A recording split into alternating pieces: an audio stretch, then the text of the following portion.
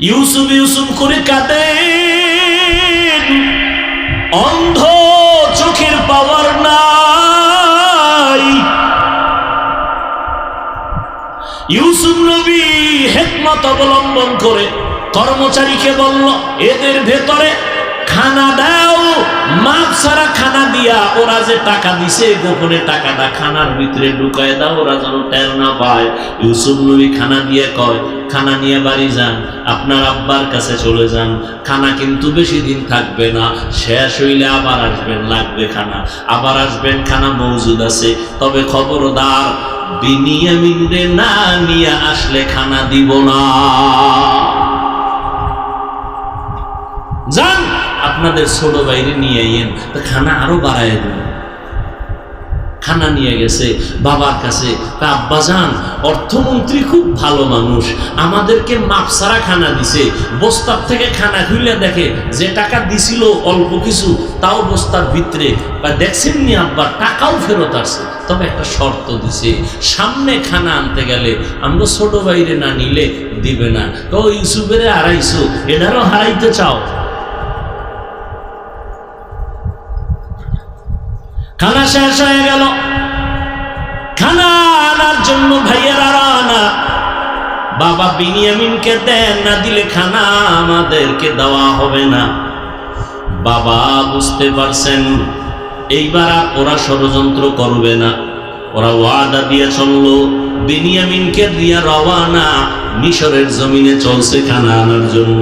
ইউসুফ নবী কাফেলা দেখে সম্মান করলেন, সুন্দরভাবে আলিঙ্গন করলেন, আর বললেন আজকে খানা দিব, তবে আজ আপনারা আমার রাজকীয় মেহমান হবেন, 2-4 দিন বেড়াবেন, তারপরে খানা নিয়ে যাবেন। তবে রাত্রি যাপনের জন্য কি করা যায়? 1 নাম্বার, আমার রাজপ্রাসাদের মধ্যে ছোট্ট ছোট্ট রুম আছে, 2 ভাই করে এক এক রুমে ঘুমায় যান। এবার 2 ভাই করে যদি ঘুমায় জোর জোর করে, কয় রুম?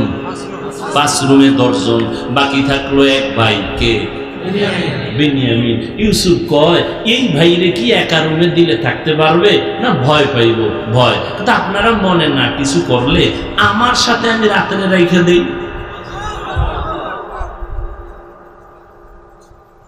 ওরা তো বুঝে না, ওরা তো খুশি, অর্থমন্ত্রী আমাকে এত আদর করে, তো খানা বেশি নয়।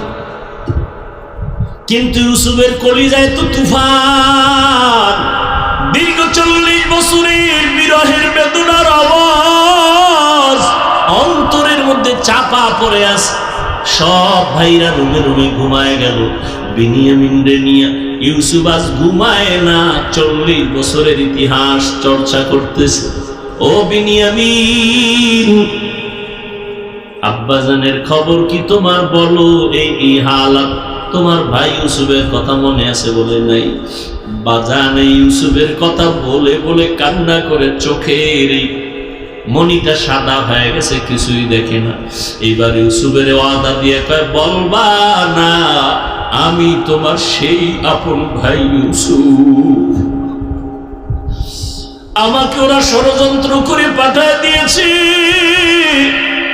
কুয়ার মধ্যে ফেলেছে, আমার মাওলা কুদরতের দরজা দিয়ে আমাকে হেফাজত করেছেন। সারাটা রাত ভাইরে বুকের সাথে আলিঙ্গন করেছেন, 40 বছর পর্যন্ত মোলাকাত হলো।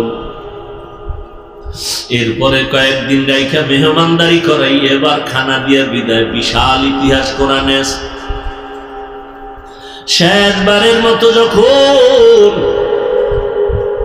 সবাই রে বিদায় দেয়, খানা নিয়ে বিনিয়ামিনরে আটকায় রাখছে কৌশল। ইউসুফ নবীর পান দানটা হারায় যায়, হারানের একটা অজুহাত, চুরির মাল যার কাছে পাওয়া যাইত। ওই সময় শরীয়তের আইন ছিল, ওই চোরাকে তার কাছে গোলাম বানায় রাখতেন, তাকে আর ছাড়া নাই। ইউসুফ নবী কৌশল করলেন হিকমত করে, বিনিয়ামিনের খানার ব্যাগের ভিতরে পানদানটা কর্মচারী দিয়ে ঢুকায় দিলেন। সবাই রে খানা দিয়া রওয়ানা। এবার ঘোষণা হয়েছে, অর্থমন্ত্রীর পানদান পাওয়া যায় না, কোথায় গেল? ঘোষণা খুঁজতে খুঁজতে ওদের ধরো, দইরা বিনিয়ামিনের ব্যাগের মধ্যে পাইছে। 10 ভাই কয়, আব্বাই তো কি বলবে, আব্বাই তো বলছে বিনিয়ামিনরে দিবে না, হারায় ফেলবো। এখন তো আইন অনুযায়ী বিনিয়ামিনকে নেওয়া যাবে না, চুরির মাল তার। ব্যাগে পাওয়া গেছে। কি করার, বাবার কাছে কি জবাব দিব? বিনিয়ামিন কি ইউসুফ নবী রেখে দিলেন কৌশল করে। এভাবে সর্বশেষ ইউসুফ নবী সব ভাইদের পরিচয় দিয়ে কান্নাকাটির এক আওয়াজ, মোহব্বতের বন্ধনের পর শেষবারের মতো কয়, যাও আমার আব্বারে নিয়ে আসো। আর আমার একটা জামা আছে, শরীরে পরিহিত জামা, এই জামাটা আল্লাহ পাক আমাকে জান্নাত থেকে কূপের মধ্যে দিছিলেন, জিব্রাইল আইসা পরায় দিছেন। আব্বারে সালাম দিয়া জামাটা দিবা, আর এই জামাটা আব্বা জানের চোখে লাগাইলে সাথে সাথে চোখ ভালো হয়ে যাবে। এবার আব্বারে নিয়ে আসো, আম্মারে নিয়ে আসো, তোমরাও একসাথে আসো। এবার সবাই আইসা আব্বা আম্মা সহ, ইয়াকুব নবী সহ, এরপরে ইউসুফ নবীকে সেজদা দিলেন। সবাই এসে সেজদা করলেন। স্বপ্ন দেখছে কবে, আজকে পূরণ হইল কত বছর পর। বুঝেন না কথা? ওই ভণ্ড বলবে ইউসুফ নবীরে 10 ভাই সেজদা করলো মা বাপ সহ। এই সেজদাও তাজিমান সেজদা, এটা সম্মানের সেজদা, ইবাদতের সেজদা না। এবার আমার মতো দুর্বল মৌলবী তো ঠান্ডা হয়ে গেছে, পুঁজি শেষ। আমি ওরে আটকাইলাম, ইবাদতের সেজদা আল্লাহকে ছাড়া অন্যকে দেওয়া শিরিক। কারণ সে আমারে কতটি দলিল দিল কোরআন দিয়া যে না, আমরা ইবাদতের জন্য দেই না, আমরা ইবাদতের সেজদা আল্লাহর জন্যই রিজার্ভ রাখছি, কিন্তু আমরা যে পীর সাহেবের মাজারের দেই এটা সম্মান। এখন ওরা আটকাইবেন কেন? এটাও বদআমল, কিন্তু মুনকার। দলিল না দিলে হবে না। এবার নকলি দলিল শেষ, আকলি দলিল দাও, আর একটা জুতা হাতে লো। জিজ্ঞাসা করতে হবে, এই বেঈমান, তুই কি ইউসুফ নবীর উম্মত না আদম নবীর উম্মত? কি বলবে? কি বলবে? কি বলবে? আমি মুহাম্মদের উম্মত। কানে ধর, কানে ধর। মুহাম্মদের শরীয়তে আল্লাহ ছাড়া সম্মান হোক আর ইবাদত হোক, আল্লাহ ছাড়া ভিন্ন কাউকে কোনোভাবে সেজদা দেওয়া হারাম। তুই যদি ইউসুফ নবীর উম্মত হও, তুই সেজদা দিয়া মর। আদমের হইলে আলাদা, মুহাম্মদের উম্মত দাবি কইলেই যদি আউলা জাউলা করো, জুতা মোবারক রেডি। কথা বুঝাইতে পারছি? এর নাম মুনকার, এর নাম ইন্নাস সালাতা তানহা আনিল ফাহশাই ওয়াল মুনকার ওয়া লাযিকরুল্লাহি আকবার। কষ্ট হইতেছে আপনার? আমার কষ্ট হইতেছে। যেই গরম, মাদ্রাসায় ভর্তি চলতেছে, সারাদিন ভর্তির কার্যক্রম।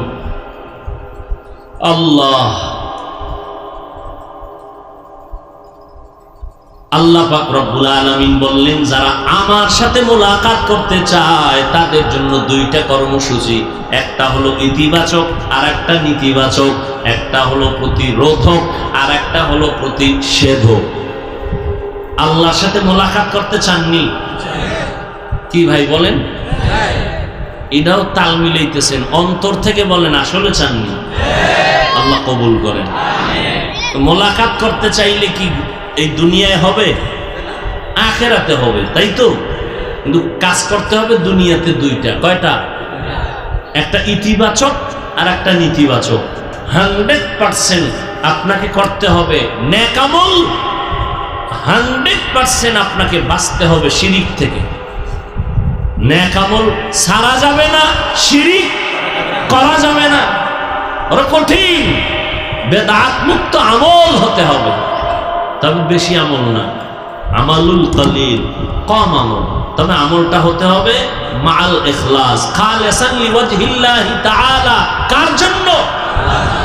আল্লাহর জন্য হতে হবে আমলটা। আমরা আমল করি মানুষের জন্য, ঠিক না? এই জন্য আমাদের ভিতরে বাপ, দেখেন না রমজানে আগে আসিল দ্বন্দ্ব মসজিদের বাইরে, এখন ভিতরে। কি ভাই? কে জোরে আমিন বলবে, কে আস্তে বলবে, কে বুকে হাত বাঁধবে, কে নাভির নিচে বাঁধবে, কে 8 রাকাত পড়বে, কে 20 রাকাত পড়বে। আচ্ছা, আপনি 8 রাকাত পড়েন আর জোরে আমিন বলেন, বুকে হাত বাঁধেন, এই যে আমলটা করেন হাদিসে আছে, এটা বুঝে করতেছেন। আর আমলটা কার জন্য করতেছেন? পীরের জন্য না আল্লাহর জন্য? বলেন। তা আল্লাহর জন্য করলে ভাবটা আমার সাথে দেখেন কেন? কি আপনি সালাম দেনও না, আমি দিলেও নেন না, কয় কি ব্যাপার, কয় 20 রাকাত, ঠিক নেই? আপনি 8 রাকাত পড়লেন না আল্লাহর জন্য আমল করলেন, আপনি বুকে হাত বাঁধলেন আল্লাহর জন্য, আপনি জোরে আমিন বললেন আল্লাহর জন্য। ভাবটা আমার সাথে কেন?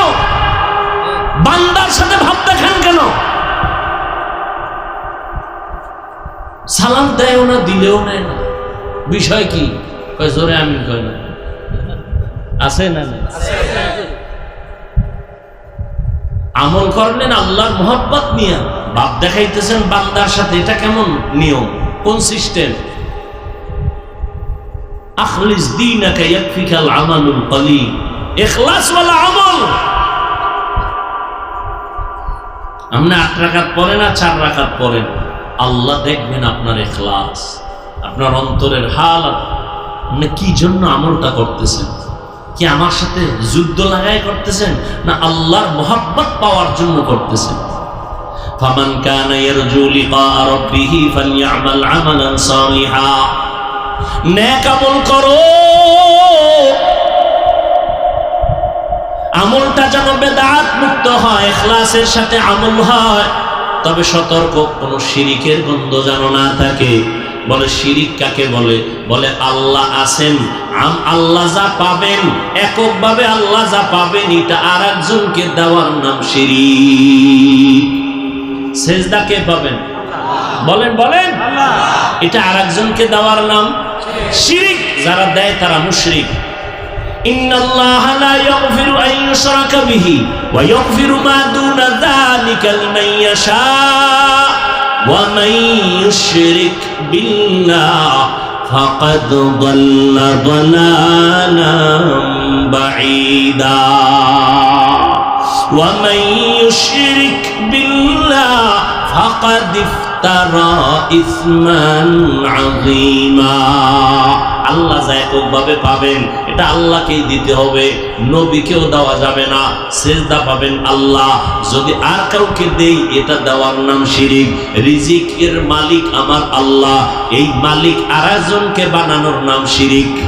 রিজিকের মালিককে আর একজনকে রিজিক দাতা বানানো কি শিরিক। হায়াতের মালিক আল্লাহ, আর একজনকে হায়াতের মালিক মনে করার নাম শিরিক। যারা মনে করে তাদের নাম মুশরিক। ওমাই ইউশরিক বিল্লাহ ফাকাদ হারামাল্লাহু আলাইহিল জান্নাহ, যারা শিরিক করবে তাদের উপরে জান্নাত হারাম। মৃত্যু দেওয়ার মালিক আমার আল্লাহ, আর কেউ মৃত্যু দিতে পারে মনে করার নাম শিরক। ও যুবক, কই তোমার আমল? আল্লাহর কাছে আমল বড় দামি। আল্লাহ দুনিয়াতে আমলের পরীক্ষা দেওয়ার জন্য পাঠাইছেন। আল্লাযী খালাকাল মাউতা ওয়াল হায়াতা লিয়াবলুয়াকুম আইয়ুকুম আহসানু আমালা ওয়া হুয়াল আজিজুল গফুর।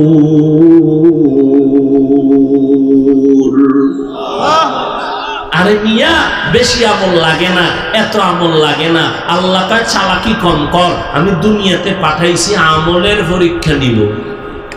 কিসের পরীক্ষা? আমলের পরীক্ষা। যেখানে ঈমানের বয়ান সেখানে আমলের বয়ান। ইন্নাল্লাযীনা আমানু ওয়া আমিলুস সালিহাত, আল্লাহ বলেন যারা ঈমান আনার পরে নেক আমল করবে, কানাত লাহুম জান্নাতুল ফিরদাউসি নুজুলা। যেখানে ঈমানের বয়ান সেখানে আমল। কিয়ামতের ময়দানে জান্নাতীরা জান্নাতে যাইয়া আরামে নাক টেনে ঘুমাবে, কিন্তু আফসোস থাকবে না। একটা আফসোস থাকবে মাত্র, ও আল্লাহ আরেকটু সুযোগ দাও, আরো বেশি আমল করব, জান্নাত দিয়েই দুইটা পেয়ে যাব। আফসোস করবে আরেকটু আমল কেন করলাম না। আর আপনি এনে ফতুয়াবাজি করেন, এত আমল লাগে না। নবীজির গুনাহ নাই, সাহাবায়ে কেরামরা বেগুনাহ না, জান্নাতি। সমস্ত সাহাবায়ে কেরাম জান্নাতি। বলেন সমস্ত সাহাবায়ে কেরাম সমস্ত সাহাবায়ে কেরাম জান্নাতি। এর মধ্যে তো ডাইরেক্ট টিকিট পাইছেন কয়জন? এই আবু বকর, ওমর, ওসমান, আলী টিকিট পাইয়াও মৃত্যু পর্যন্ত কান্না কান্না কান্না, তাহাজ্জুদ, ইশরাক, আওয়াবিন, চাষ, এত আমল, নফল সদকা, নফল দান, এত আমল করেছেন জীবনভর। নবীজি হুজরায় আছেন, হঠাৎ করে রাতের গভীরে শুনে কান্নার আওয়াজ। নবী বের হয়ে দেখে আবু বকর নামাজে দাঁড়ায় কাঁদতেছে। আবু বকর, আপনি নামাজে দাঁড়ায় কাঁদলেন কেন? আবু বকর বলেন, ইয়া রাসূলুল্লাহ, কোরআন শরীফের একটা আয়াত আমারে কান্না করাইতেছে। কি আয়াত? আল্লাহর নবীর জবাবে বলেন, ইন্নাল্লাহ আশতারা মিনাল মুমিনিনা আনফুসাহুম ওয়া আমওয়ালাহুম বিআন্না লাহুমুল জান্নাহ। নবীকে এটা তো সুসংবাদ, আল্লাহ মুমিনের জানমাল কিনে নিয়েছেন, বিনিময়ে মুমিনের জান্নাত দিবেন। এটা তো খুশির কথা, এটা কান্নার কি আছে?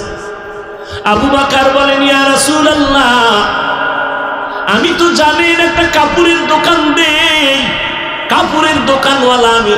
আজ আমার দোকানে একজন মহিলা আসলো, কাপড় কিনে নিয়েছিল অনেক আগে। আমার দোকানে কাপড়টা ফিরাইয়া দিয়া টাকা নিয়ে চলে গেল। আমি জিজ্ঞাসা করেছিলাম, আম্মা জান, আমার দোকানের কাপড়টা আপনি ফিরাইয়া দিলেন কেন? টাকা নিয়ে যান কেন? মহিলা সামান্য একটা জবাব দিয়ে চলে গেল, ও আবু বকর, আপনার দোকান থেকে অনেক আগে আমি কাপড় নিয়েছিলাম, কিন্তু ফিরাইয়া দেওয়ার সময় পাই নাই, আজকে দিয়ে গেলাম। কেন ফিরাই দিলাম? আপনার দোকানের কাপড় আমার পছন্দ হয় নাই।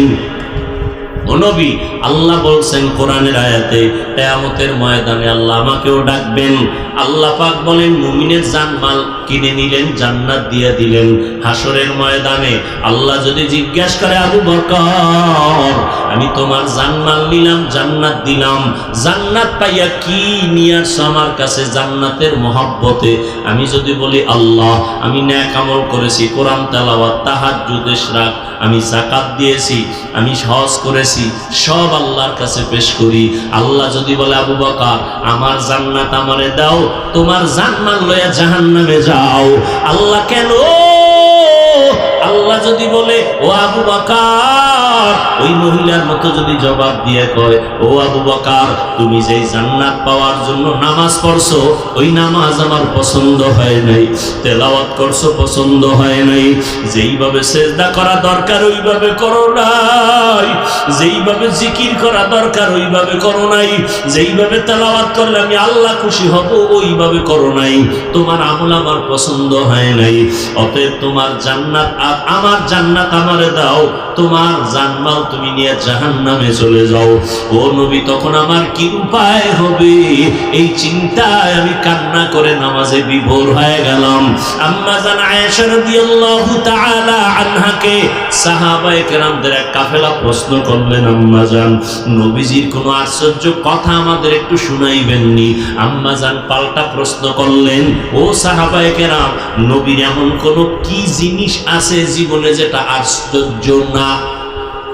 সবই তো আশ্চর্য, কোনটা আশ্চর্য না? তবে একটা ঘটনা শুনে নাও। সাহাবায়ে কেরামদের আম্মা জান আয়েশা রাদিয়াল্লাহু আনহা 2 মিনিটে একটা ঘটনা শুনাই দিলেন। ও সাহাবায়ে কেরাম, একদিন এশার নামাজ পড়িয়া আমার মায়ার নবী হুজরায় চলে আসলেন। অন্ধকার রুম আলো হয়ে গেল। নবী মুস্কি হাসতেছেন, আমাকে বলতেছেন, ও হুমায়রা, আজকে রাত্রের জন্য আমাকে একটু রুখসত দিবেননি, ছুটি দিবেননি? আম্মাজান বলেন, আপনি ছুটি চাইবেন আর আমি ছুটি দিব না, এটা কেমনে হয়? আম্মাজান ভাবলেন অন্য কোনো বিবির ঘরে যাবেন হয়তো। আর আমগো হালাত কি? আশেকে রসুল 3 দিন বাড়ি খবর নাই। ম্যাডাম ফোন দিছে, কই তুমি? ফোন দিবা না, কইয়েছি না আমার ব্যাপার, তুমি এত টেনশন করো কেন? রহমতের নবী বলেন, ও হুমায়রা, আমি একটা রাত্রের জন্য ছুটি চাই। আম্মাজান ভাবলেন কোন বিবির ঘরে যাবেন। আম্মাজান বলেন, না। মায়ার নবী দেখলাম মুহূর্তের মধ্যে নামাজের মুসাল্লায় দাঁড়ায় গেলেন। আমার হুজরার কিনারায় অন্ধকার নামাজে দাঁড়ায় গেলেন। ভিন্ন কোনো বাতি নাই, নবীর চেহারা মোবারকটাই একটা বাতি, একটা আলো। নবীজি নামাজে দাঁড়াইলেন, সূরা ফাতিহা পড়তেছেন, আমি ঘুমের বাহানা ধরে সব দেখতেছিলাম। আল্লাহর নবী সূরা ফাতিহা শেষ, সূরা বাকারা পড়তেছেন, আর অজর দাঁড়ায় কান্না কান্না কান্না, চোখের পানি পড়ে দাড়ি মোবারক ভিজে যাইতেছে, বুক ভাসাইয়া যাইতেছে। সূরা বাকারাটা শেষ করে আবার আরেকটা সূরা পড়া শুরু করলেন, ওই সূরাটা শেষ আবার আরেক সূরা শুরু করলেন। এইভাবে পড়তেছেন পড়তেছেন, আল্লাহর সাথে কথা বলতেছেন, আর অঝর দ্বারাই নবী কান্না করতেছেন। এখনো রুকুর খবর নাই, সেজদারও খবর নাই। দীর্ঘ টাইম আমার নবী নামাজে গভীর রাত চোখের পানি ফেলে তেলাওয়াত করেন। অনেক সময় যা আমার জীবনে আমি দেখছি কিনা সন্দেহ, মায়ার নবী এত দীর্ঘ টাইম নামাজে দাঁড়াইয়া অনেকগুলো সূরা তেলাওয়াত করিয়া মাত্র রুকুর মধ্যে চলে যাচ্ছেন। আমি দেখতেছি নবী রুকুর মধ্যে গিয়াও কান্নার আওয়াজ। দীর্ঘ টাইম রুকু থাকার পরে দাঁড়াইলেন, এরপরে প্রথম রাকাতের মাত্র প্রথম সেজদায় চলে গেলেন। সেজদায় গিয়ে এমন কান্না, আমার আল্লাহর মুহাব্বতের কান্না চলতেছে। মাত্র প্রথম রাকাতের প্রথম সেজদা, দ্বিতীয় সেজদা এখনো নবী দেন নাই, নবী কান্না করতেছেন।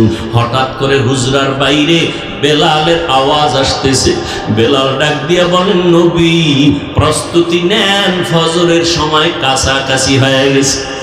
মাত্র প্রথম রাকাতের প্রথম সেজদা, দ্বিতীয় সেজদাও দেয় নাই নবী। কি পরিমাণ টাইম নবী লাগায় নামাজ পড়লেন, কি পরিমাণ তেলাওয়াত করলেন, কি পরিমাণ রুকু করলেন, কি পরিমাণ সেজদা আর কান্না। রহমতের নবী। বেলাল বলে, রেডি হন, প্রস্তুতি নেন, ফজরের টাইম কাছাকাছি, আজান দেওয়ার জন্য আমি হাজির হয়ে গেছি।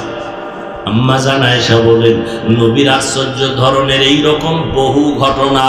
নবী এতটাই আল্লাহর মহব্বতে বিভোর, আল্লাহ যেইভাবে নামাজটা চাইছেন ওইভাবে নামাজ পড়তে পারলেন কিনা নিজের একটু প্রশ্ন করেন। বাবা, দুনিয়াতে আজ আছি কাল থাকবো না, এই চোখের সামনে কত আপনজন চলে গেল।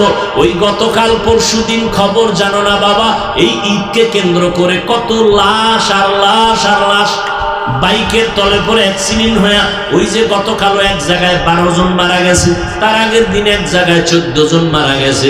এমন কোনো দিন নাই যুবকের লাশের খবর নাই রে বাবা। কয়দিন আর দুনিয়াতে বাঁচবা? আল্লাহর হুকুম মতো চলো, নবীর তরিকা মানিয়া চলো। যেদিন মরণ হয়ে যাবে, কে আমার আপন, কে আমার মা, কে বাবা, কেউ আমার সাথে যাবে না। সাদা কাপড়ের 3টা প্যাকেট বানায় আমাকে কবরে রাখা হবে। ওই অন্ধকার কবরে আল্লাহর মুহাব্বত নিয়ে রওনা হও।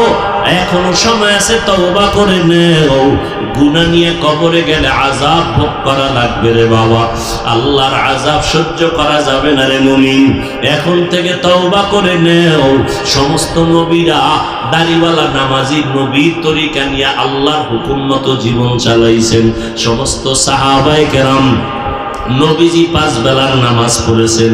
ও যুবক বাবা, তুমি স্কুলে পড়ো বাধা নাই, কলেজে পড়ো বাধা নাই, চাকরি করো ব্যবসা করো বাধা নাই, 5 বেলার নামাজ পড়িও, মা বাবার দোয়া নিয়ে চলিও। মা বাবার দোয়া ছাড়াই চেয়ারে বসতে পারি নাই, মা বাবার কান্না চোখের পানি আর দোয়া ছাড়া পরীক্ষায় ভালো নাম্বার পাও নাই, মা বাবার চোখের পানি দোয়া ছাড়া তুমি কোনোদিন সম্মানের চেয়ারে বসতে পারো নাই, পারবাও না। এখন থেকে তওবা করে নাও, মা বাবার দোয়া নিয়ে চলবা, আর বেয়াদবি করবা না। ওলামায়ে কেরামের পরামর্শ নিয়া নবীর তরিকা মেনে চলবা। ও যুবক, তোমার মতো কত যুবক রাস্তায় গাড়ি চালায়, নামাজ ছাড়ে না, তুমি কেন পারবা না? তোমার মতো যুবক স্কুল কলেজে পড়ে, নামাজ ছাড়ে না, তুমি কেন পারো না? তোমার মতো যুবক ব্যবসা করে, নামাজ পড়ে, তুমি কেন পারবা না? আল্লাহর কোরআনটা কি মিথ্যা মনে করেছো? ওই কোরআনে জান্নাতের বয়ান, জাহান্নামের বয়ান আছে। কে জান্নাতে যাবে, কে জাহান্নামে যাবে তাও আল্লাহ বলেছেন। ইন্নাল আবরারা লাফি নাঈম ওয়া ইন্নাল ফুজ্জারা লাফি জাহিম। নেক লাইনে চলবা জান্নাত, গুনাহ নিয়ে যাবা জাহান্নাম। ও বাবা, তুমি কি পরিমাণ নেক করেছো, গুনাহ করেছো, নিজের হিসাবটা মিলাইয়া নাও। যদি গুনাহ বেশি হয় তওবা করো, মনে মনে আল্লাহকে ডাকো, হে মালিক। নবী যদি সারা রাত নামাজে কান্না করেন, সাহাবায়ে কেরাম যদি আমলের ময়দানে কান্না করেন জান্নাতের সুসংবাদ পাওয়ার পরও আমার আপনার কি পরিমাণ কান্না করা দরকার। অথচ কপাল খারাপ, চোখে পানিও নাই, চেষ্টাও করি না, তওবার নিয়ত করি না। আজকে থেকে তওবার নিয়ত করো রে বাবা। হেদায়াতের মালিক আল্লাহ, ইজ্জতের মালিক আল্লাহ, হায়াতের মালিক আল্লাহ। যদি জাহান্নামের ভয় অন্তরে জমা করো, এখন থেকে নিয়ত করে নাও, জীবন স্কুল কলেজে পড়ি, চাকরি করি, যা করি, নামাজ ছাড়বো না, মা বাবারে কষ্ট দিব না, নবীর তরিকার বাইরে চলবো না, উলামায়ে আহলে হকের পরামর্শ নিয়ে সুন্নাত অনুযায়ী চলবো। মুনাফিকি যদি না থাকে, তওবার নিয়ত যদি হয়, খাঁটি তওবার নিয়তে দুটো হাত আল্লাহকে দেখাইয়া দাও। আয় আল্লাহ, হাতগুলো কবুল করে নেন, তওবা কবুল করে নেন, তওবার উপরে মজবুত হইয়া চলার মতো তৌফিক দান করেন, আমিন। আল্লাহ উঠা বসা করবেন না, তাহলে আমি হাত উঠায় দোয়া করে দেব। চালাকি আর মাস্তানি জীবনে বহুত করছেন, কিন্তু এই বেহেশতের বাগানে বসে কইরেন না। কপাল পুড়তে 1 সেকেন্ড লাগবে না। বড় ভালো ভালো ব্যক্তিদের কপাল পুড়ে গেছে, আপনি কে? এটা এমন একটা স্থান, এমন একটা বাগান যেখানে বসার সাথে সাথে জীবনের সব গুনাহ মাফ হয়ে গেছে। সুবহানাল্লাহ, কি সন্দেহ আছে? নবীজি হাদিসে বলেন, কোন বান্দাবান্দি যদি উলামায়ে আহলে হকের মজলিসে রওনা হয় মোলাকাতের জন্য দ্বীনের নিসবতে, প্রত্যেকের সাথে আল্লাহ 70,000 রহমতের ফেরেশতার একটা কাফেলা দিয়ে দেন। তারা তার সাথে আসেন, বসেন, মাগফিরাতের দোয়া করেন। মজলিসটা বড় দামি, প্রচন্ড গরম, আবার তুফান ঝড়। গতকালকেও ঝড় তুফান হয়েছে বিভিন্ন অঞ্চলে, এর আগের দিনও হয়েছে, আজকেও আসার পথে হয়েছে। আল্লাহ চাইলে এই ঝড়ের কারণে প্রোগ্রামকে বন্ধ করে দিতে পারতেন না? আল্লাহ চাইলে সব হয়, বান্দা চাইলে কিছুই হয় না। আল্লাহ চাইলে, বান্দা চাইলে কিছুই হয় না। নমরুদ নামের বান্দা চাইল ইব্রাহিম নামের বান্দা পৃথিবীতে আসতে দিবে না। আল্লাহ চাইলেন ওর নাকের ডগায় আল্লাহ পাঠাবেন, নমরুদ ফেল। ফেরাউন নামের বেঈমান চাইল মুসা নামের বান্দাকে আসতে দিবে না, শত শত হাজারো বাচ্চাকে হত্যা করল। আল্লাহ চাইলেন মুসাকে পাঠাবেন ফেরাউনের ঘরে, ফেরাউনের টাকা দিয়া খাওয়াইয়া বড় বানাইয়া, ফেরাউনের গালে থাপ্পড় লাগাইয়া ফেরাউনকে সাইজ করবেন। কাটটা হলো বান্দা না আল্লাহ? ব্রিটিশ বেঈমানেরা চাইল ভারতের জমিনে কোরআনের কোনো আলো থাকবে না, মাদ্রাসায় তালা লাগায় দিল, সরকারের আনিত অনুদান বন্ধ করে দিল, শত শত হাজার আলেমকে ফাঁসি দিয়া গাছের সাথে রাস্তায় রাস্তায় লাশ ঝুলায় দিল। আল্লাহ কি চাইলেন? ব্রিটিশ চাইল পৃথিবীর ভারতে কোরআনের আলো থাকবে না, আল্লাহ চাইলেন পৃথিবীর সব আলো পাওয়ার হাউস হবে ভারতে।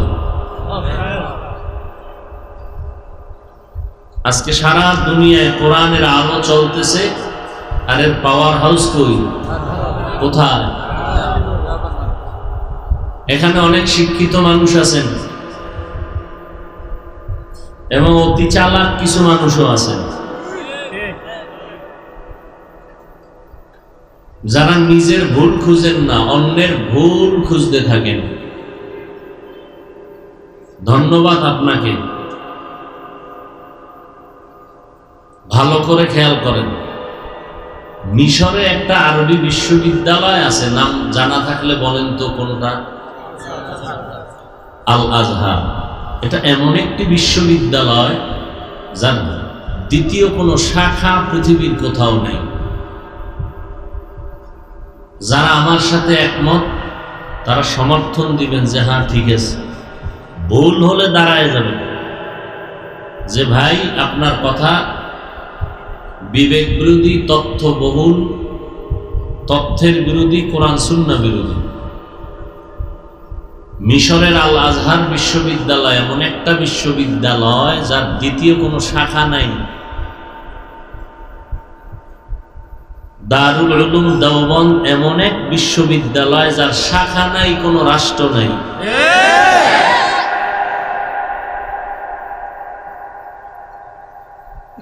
রাজনীতির ময়দানে বাতিলের মোকাবেলা, সেখানেও দেওবন্দের অবদান আর মেহনত চলতেছে, চলতেছিল, চলতেছে, চলবে। দাওয়াত ও তাবলীগের লাইনে, পীর মুরিদির লাইনে, তরিকাতের লাইনে, সিয়াসাতের লাইনে, খেলাফতের লাইনে, হার লাইনে দেওবন্দের খেদমত নাই, অবদান নাই। এ স্বীকার যে করবে না, এ কথা যারা বলবে নাই, তারা একদিকে নিমক হারাম, অপরদিকে ইসলামের ব্যানারওয়ালা মুনাফিক।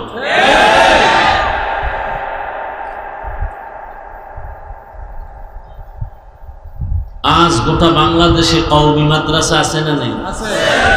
তুলনামূলক আগের থেকে কম।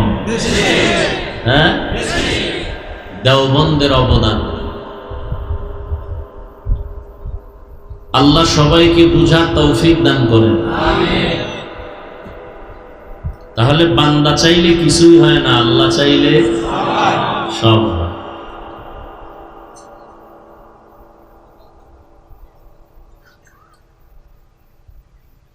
আল্লাহ নবী চাইলেন, আবু জাহাল কালেমা পড়েনি, আল্লাহ চাইলেন না, কালেমা নসিবে আসে নাই। তাহলে আল্লাহ চাইলে সব হয়, বান্দা চাইলে কিছুই হয় না। ইন্নাকা লা তাহদি মান আহবাবতা ওয়ালাকিন্নাল্লাহা ইয়াহদি মান ইয়াশা।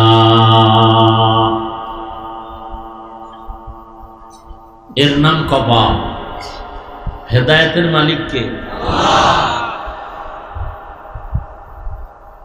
হেদায়েতের মালিক একমাত্র আল্লাহ। মান ইয়াহদিল্লাহু ফাহুয়াল মুহতাদ ওয়া মান ইউদ্লিল ফালান তাজিদ লাহু ওয়ালিয়্যাম মুরশিদা। আল্লাহ চাইলে হেদায়েত পেয়ে যাবে, আর আল্লাহ না চাইলে সে হেদায়েত পাবে অনেক পরের কথা। হেদায়েত পাওয়ার মতো কোনো পথ প্রদর্শক খুঁজে পাবে না, মুর্শিদ পাবে না।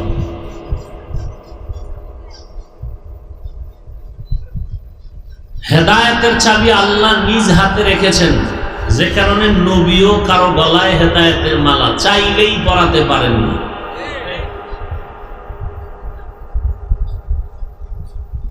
আমি হাফিজুর রহমান কেন আর মক্কা মদিনার ইমাম কেন? স্বয়ং রসুল যার কোনো গুনাহ নেই আছে, সন্দেহ করলে সে তাজা বেঈমান। সেই রসুলের বয়ান শুনেও কালেমা পড়ে না, কত বড় নিকৃষ্ট কপাল পরা। একটু আগে নাম বলছি না, কি নাম? আবু জাহাল। আর কপাল যদি আল্লাহ খুলে দেন, তাহলে নবীকে জবাই করতে এসেও কালেমা পড়ে না। কে? এর নাম কপাল, এর নাম। আজকের এখানে মাহফিল, বৃষ্টি, আমি বলছি টেলিফোন করো, প্রোগ্রাম হবে কি হবে না? না, এখান থেকে কুমিল্লা থেকে চলে যাব ঢাকায়, বলে এখানে কোনো বৃষ্টি নেই, তো চললাম। অনেকেই প্রোগ্রামের আওয়াজ শুনছেন, আসতে চেয়েছিলেন, আসতে পারেন নাই। জরুরি কোনো কারণ যদি হয় যেটা শরিয়াত সম্মত, তাহলে সে না আসলেও আসার সওয়াব পেয়ে যাবে।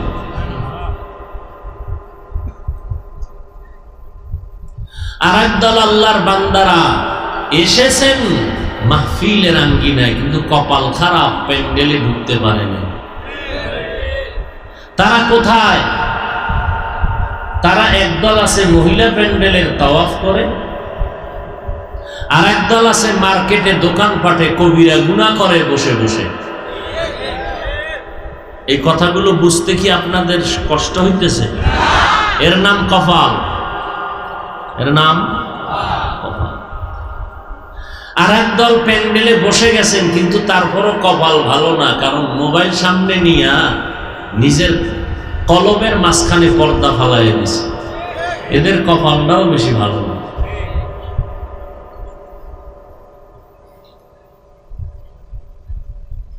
বলার দায়িত্ব আমার, মানবেন কিনা সে দায়িত্ব আপনার। আপনি মোবাইল হাতে নিছেন কেন যদি প্রশ্ন করি, কি জবাব দেওয়ার মতো আছে আপনার কাছে? সরকার যদি অর্ডার দেয় এখন ছবি তুলতে হবে, মদিনাওয়ালার অর্ডার, এই দুই অর্ডার ছাড়া ছবি তোলা হারাম, 1000 কোটিবার হারাম, কবিরা গুনাহ।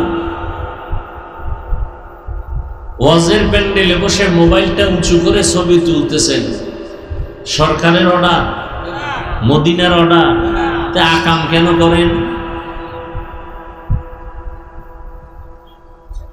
আর আপনি 200 হাত দূরে বয়া ছবি তুললে কি স্পষ্ট আসবে? চালাক যারা তারা বলবে আমি আপনার মহব্বতের ভক্ত, বয়ান রেকর্ড করি না, আপনার কাজটা নিখুঁত ভাবে মিডিয়াওয়ালারা করতেছে, আপনি এটা বুঝেন না? আপনি কালকে সকালে এদের থেকে ডাউনলোড করে নিলে হবে না? এখন এই বয়ে আকামরা কেন করেন না? আমাকে দেখাচ্ছেন আপনি এক মোবাইলওয়ালা, এরপরে যদি মোনাজাতের পরে জিনেরা কিছু থাকে ফাঁকে বুকে মোবাইল নিয়ে যায়, তা আমল এলো। সালাম।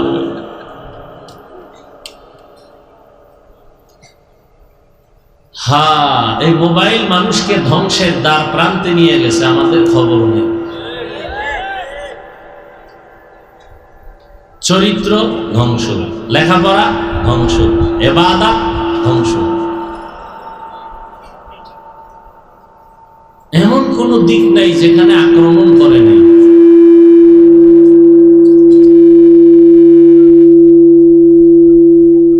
কি সমস্যাটা কি? এনে আসল অপারেটর আসে নাই?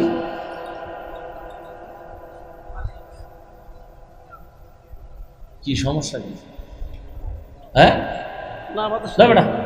শুরুতে ঠিক ছিল না, ফ্যান চলে নাই তখন।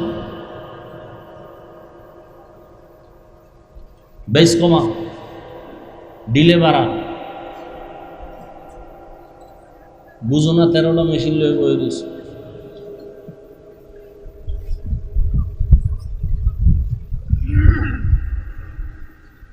আল্লাহ,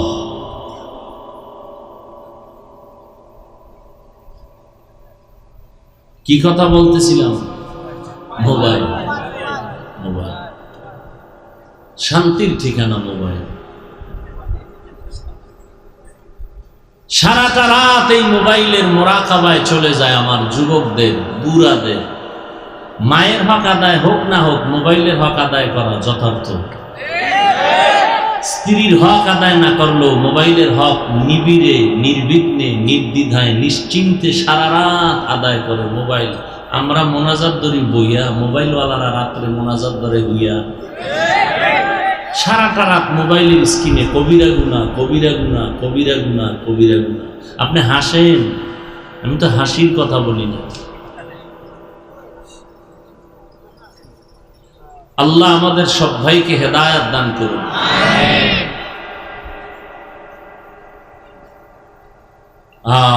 কিছুক্ষণ বসবেন তো ইনশাআল্লাহ। ফাঁকে ফাঁকে একটু চা টানতে হবে, বাদাম, চানাচুর, এটাও বেয়াদবি। এই সুন্দর বেহেশতের বাগানে বসার পরে 2 ঘন্টা কিছু না খাইলে, না পান করলে মরে যাবেন? কেন এই ঝামেলাগুলো আপনারা করেন? ওয়াজের সব থেকে শেষ বরকত দোয়া, আর দোয়া হুয়াল ইবাদা। কিছু কিছু আল্লাহর বান্দা আছেন, তাদের কপালও খারাপ, ঘন্টাকে ঘন্টা বসে বয়ান শুনেন, 5 মিনিটের সময় দিয়ে দোয়ায় শরীক হতে পারে না, উঠে চলে যায়। শয়তান ওদের উপরে গালেব হয়ে গেছে। শয়তান চায় বয়ান শুন সারা রাত, মোনাজাত দিবি না, দিলেই সব গুনাহ মাফ। তোর গুনাহ মাফ হইলে আমার চাকরির ভ্যালু নাই। এই জন্য অনেকে বয়ান শুনি ঠিক, মোনাজাত দেয় না, এরাও কপাল পড়া। আল্লাহ আমাদের সব ভাইকে হেদায়েত দান করুন। তো বলতেছিলাম আমল দুই প্রকার, নেক আমল আর বদ আমল আবার দুই প্রকার, ফাহশা আর মুনকার।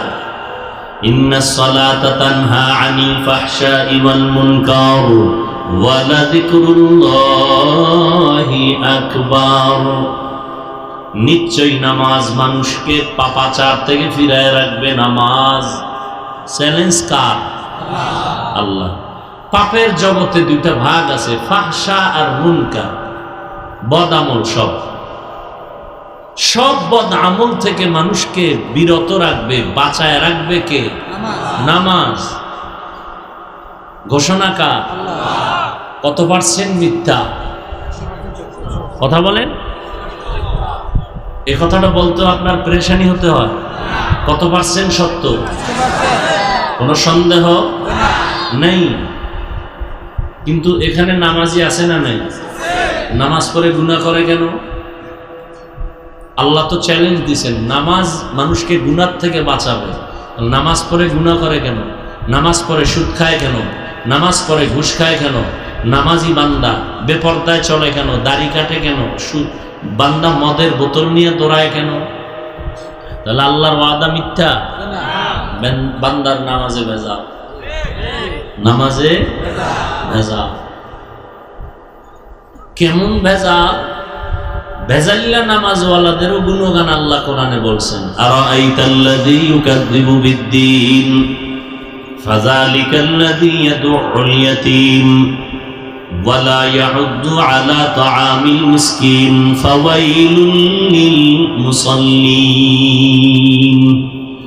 নামাজ মানুষকে গুনাহ থেকে বাঁচাবে, তার মানে সে বিনা হিসাবে জান্নাতি।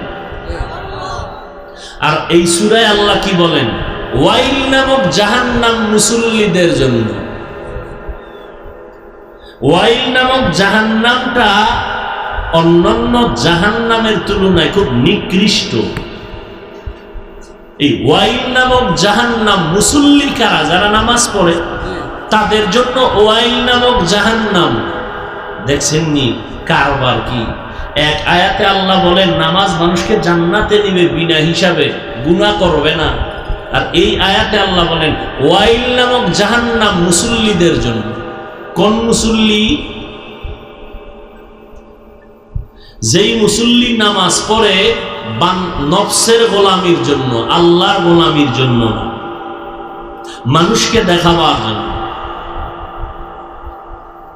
এখানে বহু আল্লাহর বান্দা আছেন আজকে ফজর পড়ে নাই, জোহর পড়ে নাই, আসর পড়ে নাই, মাগরিব পড়ে নাই, এশাও পড়ে নাই। ফজর পড়বে কিনা আল্লাহ জানেন আর এই বান্দা জানে। এই হলো আমাদের হালাত।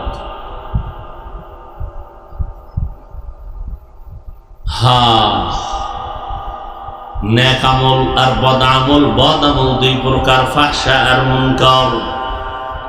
ফাহশাও বদ আমল, মুনকারও বদ আমল। ফাহশা এমন বদ আমল যেটা বুঝার জন্য কোনো দলিল লাগে না, বিবেক বুঝে ফেলে বলার সাথে সাথে। মুনকার এমন বদ আমল যেগুলো ব্যাখ্যা ছাড়া সমাধান করা যায় না। দুইটা উদাহরণ। জবাব দেন তো, মিথ্যা কথা বলা নেক আমল না বদ আমল? সগীরা না কবিরা? বলেন না কেন? মিথ্যা বলা যে একটা বদ আমল, এটা বুঝার জন্য কোনো দলিল লাগবে? বেঈমানেরাও বুঝে মিথ্যা মহাপাপ, বুঝে না?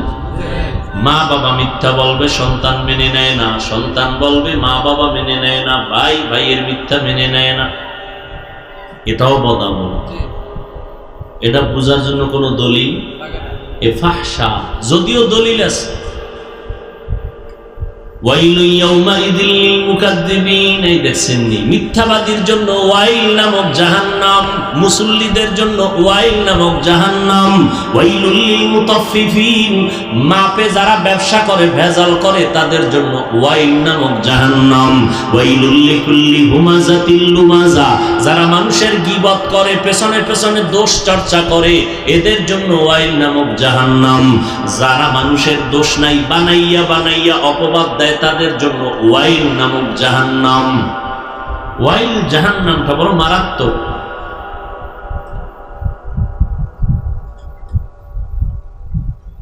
মিথ্যাবাদীর জন্য ওয়াইল নামক জাহান্নাম। ওয়াইলু ইয়াউমাইযিল লিল মুকাদ্দিবিন, বারবার আল্লাহ বলেন ওয়াইলু ইয়াউমাইযিল লিল মুকাদ্দিবিন, মিথ্যাবাদীর জন্য জাহান্নাম। قال النبي صلى الله عليه وآله وسلم إياكم والكذب فإن الكذب يهدي إلى الفجور وإن الفجور يهدي إلى النار। পয়গম্বর বলেন সাবধান, মিথ্যা থেকে বেঁচে থাকো, মিথ্যা সব খারাপের কারণ, সব খারাপের শেষ পরিণাম ফল জাহান্নাম। আল কিযবু ইউহলিক, মিথ্যা মানুষকে ধ্বংস করে দেয় একদিন আগে আর পরে। একটা মিথ্যাকে প্রতিষ্ঠিত করার জন্য হাজারো মিথ্যার কাবার লাগানো লাগে। এক সোরার ঘরের সোরা নবীর কাছে গেছে, কিছু ঔষধ নিবে কলবের। কিসের ঔষধ? হসপিটালওয়ালারা অপারেশন করে দেহের, কোরআনওয়ালারা অপারেশন করে রুহের, কলবের। বুঝেননি? ভালো করে বুঝেন। নোয়াখালী মানুষকে বুঝান লাগে না, এরা ভালো বুঝনেওয়ালা। নোয়াখালীর জমিন বড় দামি, এরা ভালো জ্ঞানী।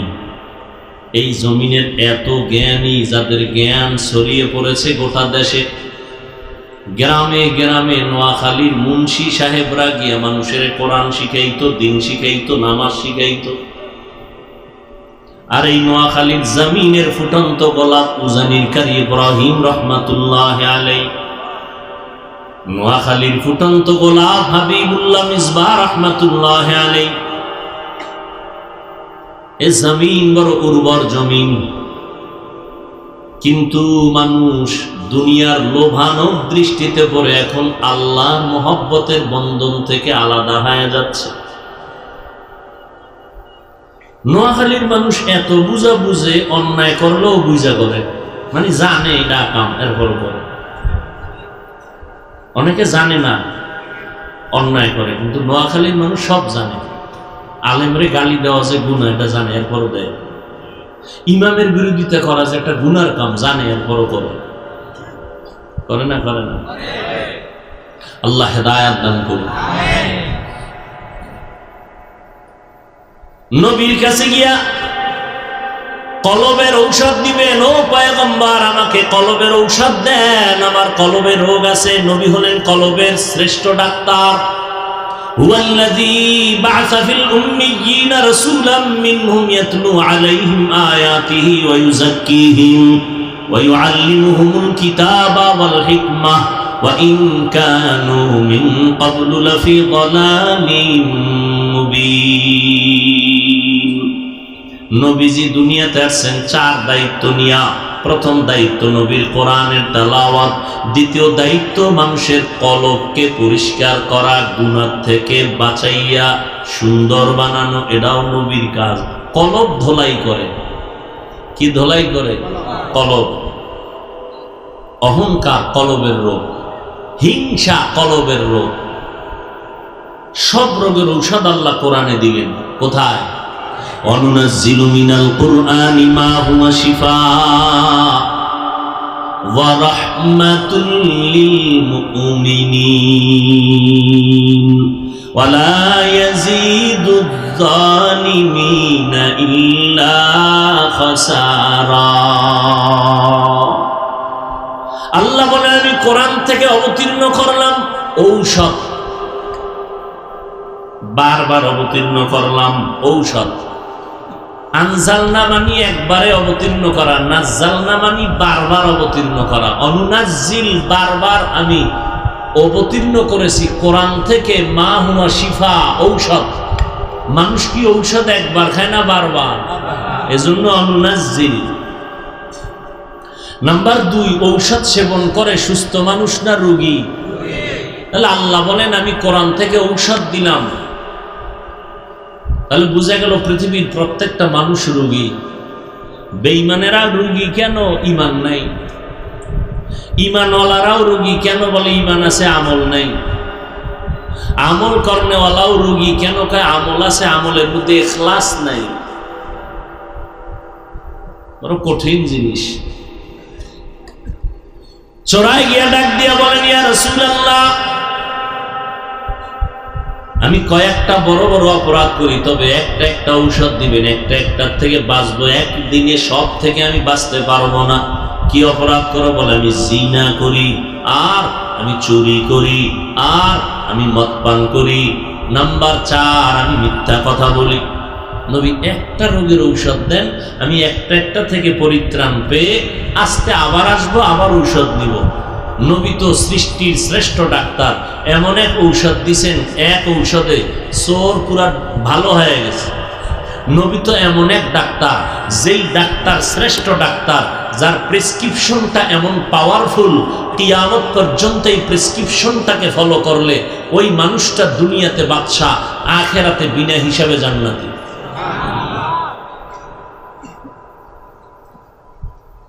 নবীর প্রেসক্রিপশন ফাইনাল, নতুন কোন প্রেসক্রিপশন কোন ডাক্তার দেওয়ার ক্ষমতা নাই। তা আলেমরা করবে কি? আলেমরা হলো রসুলের কম্পাউন্ডার, এরা ওই রসুলের দেওয়া প্রেসক্রিপশন যারা বুঝে না এদের ধরে ধরে বুঝাই দিবে। এটা আলেমগো কাজ, আর কোনো কাজ নাই। ওখানে কলম ধরার কাজ নাই, ঔষধ কমানোরও সুযোগ নাই, বাড়ানোরও সুযোগ নাই। আর মানুষ যারা বুঝে না নবীর সুন্নত কি, ভাত খাওয়ার সুন্নত কি, বসার সুন্নত কি, হাত ধোয়ার সুন্নত কি, মসজিদে ঢোকার ঔষধ কি, এগুলো বুঝে না, ওলামায়ে কেরাম ধরে ধরে ধরে ধরে বুঝাই দিবেন। উম্মত এই ঔষধ সেবন করবে, দুনিয়াতেও শান্তি, আখেরাতেও মুক্তি। নবী ঔষধ দিলেন, ও চোরার ঘরের চোরা, তুমি চুরি করো, জেনা করো, মদ পান করো, মিথ্যা বলো, প্রথম ঔষধ তুমি এটা ব্যবহার করো, মিথ্যা থেকে নিজেরে বাঁচাও, যাও। চোরায় খুশি। নবী ভাবছিলাম চুরি বন্ধ করতে বলবেন, নবী তা না বলে বললেন আমি মিথ্যা ছাড়বো, তাহলে আমার চুরি চলবে, বরকতের চুরি। নবী জেনে শুনে বাধা দেন নাই, তা আজকে বড় চুরি হবে, বরকতের চুরি হবে। তবে ওয়াদা করছি, ঠিক আছে মিথ্যা আর বলবো না। কিন্তু রাতের বেলা চুরি করতে যখন যাবে, রাস্তায় বেরিয়ে পেরেশান হয়ে গেল, নবী তো জানে আমি চোর। খবর যদি তার কাছে চলে যায় যে আমার বাড়ি চুরি হয়েছে, নবী জানে তো আমি চোর, আমাকে ডাকবেন, ডাকলে তো আমাকে বলতে হবে, তো সত্যই বলতে হবে, ওয়াদা করে আসছি মিথ্যা বলবো না। তাহলে আমি দ্বিতীয়বার সত্য বলে চোর সাজতে চাই না। আস্তে রাস্তা থেকে ফিরে বাসায় চলে গেল, না চুরি আর করবো না। এইভাবে মদ পান ছেড়ে দিল, জিনা ছেড়ে দিল, এক ঔষধে পুরা পাক্কা জান্নাতি হয়ে গেল। তাহলে মিথ্যা বলা মহাপাপ, বদ আমল। বুঝার জন্য কোনো দলিল লাগে? দলিল আছে না নাই? প্রয়োজন নেই। নাম্বার 2, আর একটা উদাহরণ দিই, ফাহশা, গালাগালি করা সুন্নত মুস্তাহাব কি বলেন? হালাল না হারাম? এটা বুঝার জন্য দলিল লাগবে? পৃথিবীর কেউ গালি পছন্দ করে না, যদিও ওয়াজের প্যান্ডেলেও গালি চলে, কিন্তু এই গালি কেউ পছন্দ করে না। নবী যার কোনো তুলনা নাই, সে নবীকে আল্লাহ বলেন ফাবিমা রাহমাতিন মিনাল্লাহি লিনতা লাহুম ওয়ালাউ কুনতা ফাদ্দান গালিযাল কলবি লানফাদ্দু মিন হাওলিক। ও নবী, আপনার অন্তর যদি কঠোর হইতো মানুষ ভেগে যাইতো। আপনার অন্তর আমি আল্লাহ রহমতের চাদর দিয়ে এমন মেডিসিন লাগায় নরম বানায় দিয়েছি, দুশ্মন আসিয়াও আপনার বন্ধু হয়ে যায়। ফাকুলা লাহু কাওলান লায়্যিনান লাআল্লাহু ইয়াতাযাক্কারু আও ইয়াখশা। খেয়াল করেন, মুসা নবী ফেরাউনের দাওয়াত দিতে যায়, সাথে ভাই আছে হারুন। আল্লাহ একটু সতর্কবাণী দিয়ে দিলেন, ফাকুলা লাহু কাওলান লাইয়িনান লাআল্লাহু ইয়াতাযাক্কারু আও ইয়াখশা। এই মূসা, ফেরাউনের দাওয়াত দিতে যাও, খবরদার নরম কথা বলবা, গরম কথা বলবা না।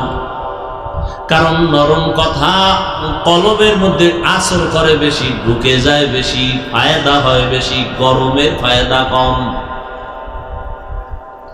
এই আয়াতের ব্যাখ্যায় গিয়া পাকিস্তানের মুফতি শফি রহমতুল্লাহ আলাইহি লেখেন, ও দুনিয়ার বক্তা সাহেবরা, তোমরা কি মুসা নবীর থেকে বড় বক্তা? শফি রহমতুল্লাহ আলাইহি বর্তমান তকি ওসমানী দামাত বারাকাতুহুমের বাবা যান, তিনি বলেন, ও বক্তা সাহেবরা, তোমরা কি মুসা নবীর থেকে বড় বক্তা? আর তোমরা যাদের ওয়াজ করো এরা কি ফেরাউনের চেয়ে খারাপ? তো মুসা নবী দাওয়াত দিতে যাচ্ছেন, বেঈমান ফেরাউন আল্লাহ জানে ও কিয়ামতের আগে কালেমা পড়বে না, এরপরও আল্লাহ জানিয়াও কয় নবী গরম বলবেন না নরম। আল্লাহর তো বলা দরকার ছিল বেঈমান যেহেতু কালেমা পড়বে না, ইচ্ছা রহম নবী কইয়া দিবেন, জাল মিটাই দিবেন, বেঈমান যেহেতু কালেমা পড়বেই না। আল্লাহ জানেন ফেরাউন কালেমা পড়বে না, এরপরেও আল্লাহ নবীকে বলেন নরম ভাষায় বয়ান করবেন, তাতে উপকার হবে দুইটা, ইয়াতাযাক্কারু আও ইয়াখশা। শফি রহমতুল্লাহ আলাইহি বলেন, ফেরাউনের ব্যাপারে আল্লাহ যদি এই নীতি দেয়, ও বক্তারা, তোমরা কি মুসা নবীর থেকে বড় বক্তা? শ্রোতা যাদের বয়ান শুনাইতেছো তারা কি ফেরাউনের থেকে খারাপ? তুমি তাদের উপরে স্টিম রোলার চালাও কেন? গালাগালি কেন? এই মানুষগুলো কি তোমার গোলাম? এখানে আওয়ামী লীগের লোক আছে, বিএনপির লোক আছে, সব লাইনের লোক এখানে আছে না?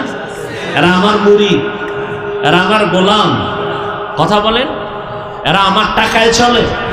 তাহলে আমি এদেরকে প্রেসার ক্রিয়েট করার অধিকার কি? এদেরকে গালি দেওয়ার অধিকার কি আছে আমার? এদেরকে পারি আমি পাও ধরে দুইটা কথা বুঝাইতে।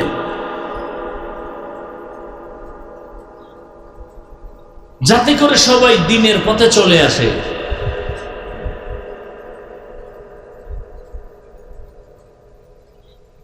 আল্লাহ পাক রব্বুল আলামিন গালি দেওয়ার ব্যাপারে খুব সতর্ক। নবীকে আল্লাহ বললেন,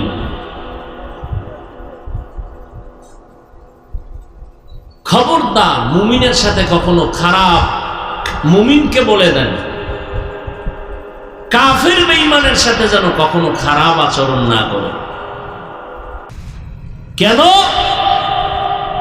কারণ হলো ইন্না শাইতানা ইয়ানজাবু বাইনাহুম। মুমিন যদি কাফেরের সাথে খারাপ ব্যবহার করে, এর দ্বারা শয়তান মাঝখানে ভেজাল লাগায় কাফেরের উপকার করায় দিবে বেশি, মুমিনের ক্ষতি হবে বেশি। আবু বকর পার্শ্বে নবীজির, নবীও বসা, এক ইহুদি নবীর সামনে দাঁড়ায় অকথ্য ভাষায় এক চাটিয়া গালাগালি, খামাখা। নবী মুস্কি মুস্কি হাসেন। আবু বকর সিদ্দিকের জিহ্বে চোখ লাল হয়ে গেছে। নবী ইশারা দিলেন কোনো জবাব দিবেন না, কিন্তু কত আর সহ্য করা যায়? নবীরে গালি দিবে আর আমি চুপ থাকবো, এটা হতে পারে না। আবু বকর এক পর্যায়ে জবাব দেওয়া শুরু করলেন। নবীজির মনটা বেজার হয়ে গেল। ইহুদি চলে গেল। নবীজিকে আবু বকর সিদ্দিক জিজ্ঞাসা করলেন, হে আল্লাহর রাসূল, আপনি মন খারাপ করলেন কেন আমি জবাব দিতে গিয়ে? নবীজি বললেন, হে আবু বকর,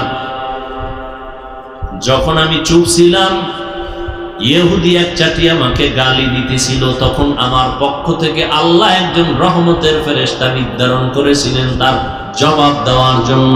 যখন আপনি জবাব দেওয়া শুরু করেছেন, আল্লাহর পক্ষ থেকে বিচারের ফেরেশতা চলে গেছে, সাহায্য বন্ধ হয়ে গেছে, আমার মন বেজার হয়ে গেছে।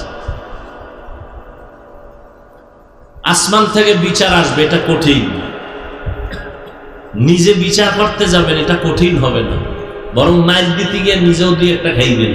আর খোদায় যদি দেয়, আপনি ধরা ছোঁয়ার বাইরে ঘুমের তুইটা দেখবেন আর বাড়ি ঘরে আগুন লেগে গেছে, ও আপনার দোষ দিতে পারবে? কোনো দোষ নাই।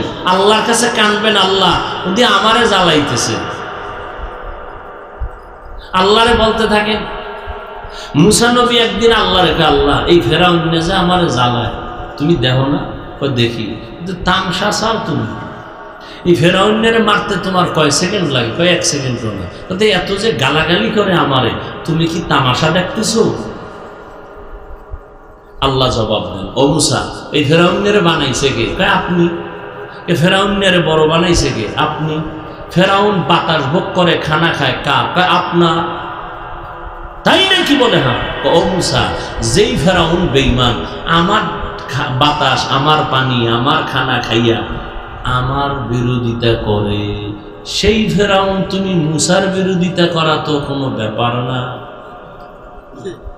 কি? যেই নিমক হারাম মুনাফিকের গোষ্ঠী নবীর বিরোধিতা করে, ওমরে ফারুকের বিরোধিতা করে, সাহাবায়ে কেরামের বিরোধিতা করে, ওই নিমক হারামের গোষ্ঠী মুনাফিকেরা ওলামায়ে কেরামের বিরুদ্ধে কথা বলবে, এটা আশ্চর্য কিছু নয়, এটা স্বাভাবিক বিষয়। যারা সাহাবায়ে কেরামের উপরে কলম ধরতে পারে, এ সমস্ত বেয়াদবের গোষ্ঠী ওলামায়ে আহলে হকের উপরে কলম ধরতে কোনো ভয় পায় না।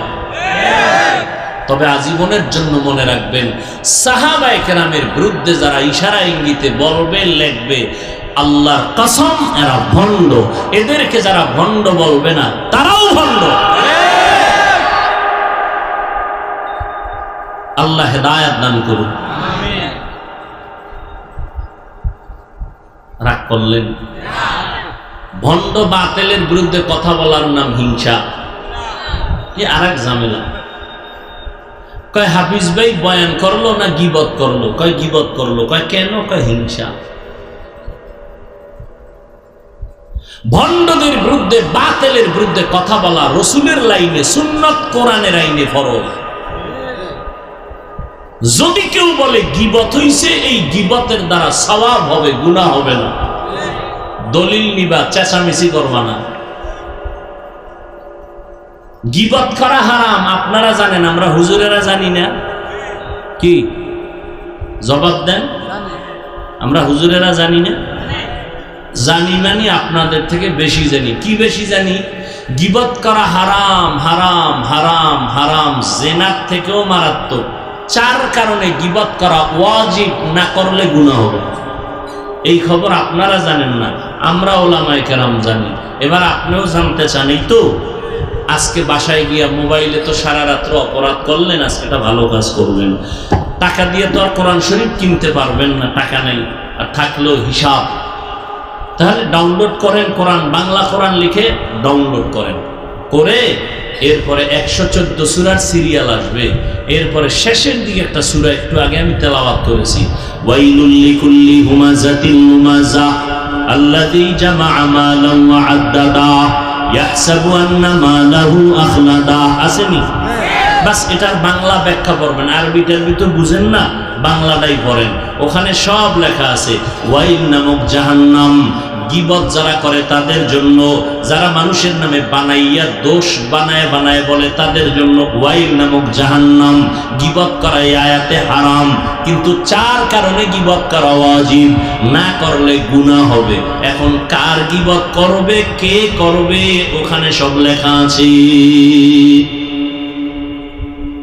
তাহলে গীবত করা হারাম, কোরআনের আয়াতও বলে হারাম, হাদিসও বলে হারাম। এরপরও সুযোগ আছে না নেই? আছে। ইসলাম নিয়া, কোরআন নিয়া, হাদিস নিয়া, নবী নিয়া, সাহাবাদের নিয়ে যারা বিষদগার করবে, এদের নাম ঠিকানা শুদ্ধা মানুষের সামনে বলে বলে মানুষকে সতর্ক করা, এটা গীবত হলেও সওয়াব। আল্লাহ আমাদের সব ভাইকে হেদায়েত দান করুন। বদামল 2 প্রকার, ফাহশা আর মুনকার। গালি দেওয়া হারাম, এটা বদামল, যদিও কোরআনের মধ্যে দলিলের অভাব নাই। কুল্লি ইবাদি ইয়াকুলুল্লাতী হিয়া আহসান। ও নবী, মুমিনদের জানায় দেন কাফেরদের সাথে যেন খারাপ আচরণ না করে। ইয়া আইয়ুহাল্লাযীনা আমানুত্তাকুল্লাহ ওয়া কুলু কাওলান সাদীদা। আল্লাহকে ভয় করো, জবানটাকে কন্ট্রোল করো। ক্বালান নবিয়্যু সাল্লাল্লাহু আলাইহি ওয়া আলিহি ওয়াসাল্লাম সিবাবুল মুসলিমি ফুসুকু ওয়া কিতালুহু কুফরুন। পয়গম্বর বলেন, মুমিন মুমিনের গালি দেওয়া পাপিষ্টের কাজ, মুমিন হইয়া মুমিনের বিরুদ্ধে জিহাদের ঘোষণা দেওয়া বেদিনদের পরিচয়। ক্বালান নবিয়্যু সাল্লাল্লাহু আলাইহি ওয়া আলিহি ওয়াসাল্লাম মান ইয়াজমান লিমা বাইনা লাহইয়াইহি ওয়া মা বাইনা রিজলাইহি আজমান লাহুল জান্নাহ। মদিনার নবী বলেন, দুই জিনিস হেফাজতের জিম্মাদারি যদি নাও, আমি মুহাম্মদ তোমাকে জান্নাতে নেওয়ার জিম্মাদারি নিব। কয় জিনিস হেফাজত? দুই জিনিস। জবানের হেফাজত করো, লজ্জাস্থানের হেফাজত করো। আমি নবী ওয়াদা করলাম তোমাকে আমি জান্নাতে নেওয়ার জিম্মাদারি নিব। আল মুসলিমু মান সালিমাল মুসলিমুনা মিন লিসানিহি ওয়া ইয়াদিহি। আল্লাহর নবী বলেন, খাঁটি মুসলমান ওই ব্যক্তি যার জবান আর হাতের দ্বারা ভিন্ন মুমিন মুসলমানরা নিরাপত্তা পায়। তাহলে গালি দেওয়া হালাল না হারাম? দলিল আছে না নাই? দলিল লাগবে না, বিবেক বুঝে ফেলছে ফাহশা। আসেন এবার মুনকার নিয়ে একটা উদাহরণ দেই। আগাবো না ইতি টানবো? মুনকার হলো এমন বদ আমল যেটা দলিল ছাড়া সমাধান করা যাবে না। যেমন সিজদা করা। সিজদা এটা গুনাহ না সওয়াব? বলেন বলেন। সওয়াব। ভালো করে বলেন। হ্যাঁ, সিজদা করা কি বলেন আপনারা? জবান খুললে কথা বললে, এমনি দোকানে বয়ে কথা বলেন, দুনিয়ার গল্প করেন, যেখানে কথা বলার দরকার সেখানে বলেন না। সেজদা দেওয়া গুনাহ না সওয়াব? এই সেজদা যদি কেউ কবরে দেয়, মাজারে দেয়, বটগাছে দেয়, গুনাহ। আচ্ছা, যারা দেয় এরকম কিছু আশিকের রাসূল আসেনি? আচ্ছা, যারা দেয় এরা কি গুনাহ মনে করে দেয় না সওয়াব মনে করে? মানে আপনি যদি গিয়ে এখন এই বেটা বন্ধ করেন শিরক বলবে, চুপ। কিসের শিরক? দলিল দিন। বলবে না? না, আপনি দলিল দিলেন কি? আল্লাহ ছাড়া আর কাউকে সিজদা করা যাবে না। ইবাদতের সিজদা আল্লাহর জন্য খাস, অন্যকে দেওয়া শিরক। ওয়া মান ইউশরিক বিল্লাহ ফাকাদ হারামাল্লাহু আলাইহিল জান্নাহ। দিছেন একটা দলিল, পাল্টা দলিল দিছে। এই মেয়ে শুনো, তুমি যে বললা ইবাদতের সিজদা আল্লাহ ছাড়া অন্যকে দেওয়া শিরক, আল্লাহর কসম আমরা ইবাদত হিসাবে অন্যকে সিজদা দেই না। কত কেন দাও? আমরা এটা তাযীমান, সম্মানের জন্য দেই। কারণ আপনি বলবেন, তুমি যে ইবাদত ছাড়া সম্মানের সিজদা দাও, দলিল বলে দলিল নাও, দলিল নাও। এক নম্বর দলিল কোরআনের আয়াত, উসজুদু লি আদম ফাসাজাদু ইল্লা ইবলিস। সিজদা দেয় নাই, জাহান্নামী হয়ে গেছে ইবলিস।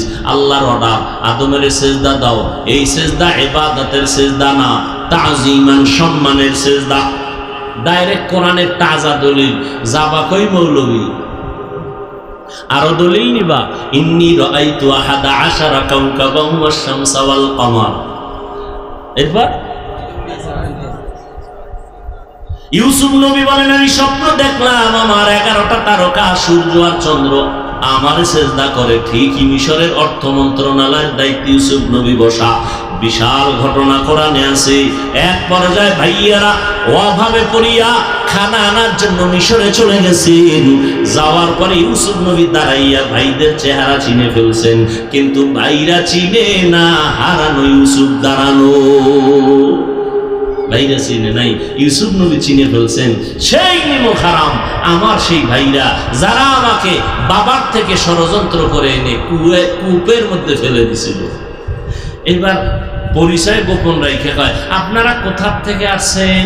কয় আমরা কি বলে কেনান থেকে আসছি, সিরিয়ার থেকে আসছি। তাই নাকি? বলে হ্যাঁ। আপনাদের আব্বা কে? কয় আমাদের আব্বার নাম ইয়াকুব। তাই নাকি? বলে হ্যাঁ। আপনাদের আব্বা আছে কিনা? কয় আছে। আপনারা কয় ভাই? কয় আমরা 10 ভাই। কয় আপনারা এখানে কয়জন? 10 জন। আর আছে কে? কয় আর এক ভাই আছে। নাম কি? বিনিয়ামিন। সে কি আপনাদের আপন না সৎ? কয় সৎ। আরো কোনো ভাই ছিল নি? কয় ছিল। কে ছিল? কয় ইউসুফ। সে কোথায়? কয় বাগে খেয়াল আছে।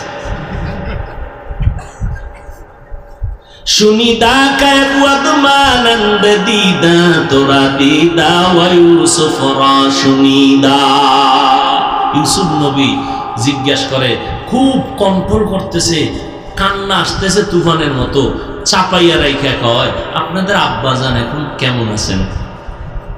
কয়, আমার আব্বাজান ইউসুফের জন্য কান্না করে করে আজ অন্ধ হয়ে গেছে। ইউসুফ ইউসুফ করে কাঁদেন, অন্ধ, চোখের পাওয়ার নাই।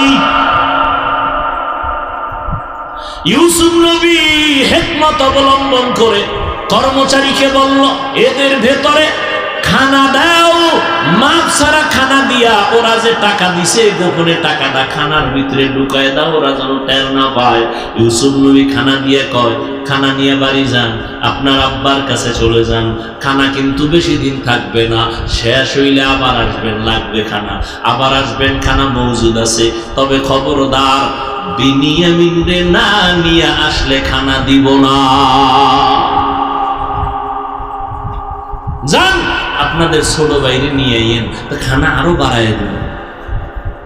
খানা নিয়ে গেছে বাবার কাছে, আব্বাজান অর্থমন্ত্রী খুব ভালো মানুষ, আমাদেরকে মাপসারা খানা দিছে, বস্তার থেকে খানা খুলে দেখে যে টাকা দিছিল অল্প কিছু, তাও বস্তার ভিতরে, বা দেখছেন নি আব্বা, টাকাও ফেরত আসছে, তবে একটা শর্ত দিছে, সামনে খানা আনতে গেলে আমরা ছোট বাইরে না নিলে দিবে না। তো ইউসুফের হারাইছো, এটারও হারাইতে চাও? খানা শেষ হয়ে গেল, খানা আনার জন্য ভাইয়েরা রানা, বাবা বিনিয়ামিনকে দেন, না দিলে খানা আমাদেরকে দেওয়া হবে না।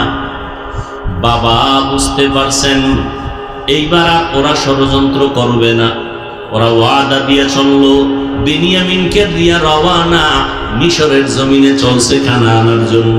ইউসুফ নবী কাফেলা দেখে সম্মান করলেন, সুন্দরভাবে আলিঙ্গন করলেন, আর বললেন আজকে খানা দিব, তবে আজ আপনারা আমার রাজকীয় মেহমান হবেন, 2-4 দিন বেড়াবেন, তারপরে খানা নিয়ে যাবেন। তবে রাত্রি যাপনের জন্য কি করা যায়? 1 নাম্বার, আমার রাজপ্রাসাদের মধ্যে ছোট্ট ছোট্ট রুম আছে, 2 ভাই করে এক এক রুমে ঘুমায় যান। এবার 2 ভাই করে যদি ঘুমায় জোর জোর করে, কয় রুম? 5 রুমে 10 জন, বাকি থাকলো 1 ভাই, কে?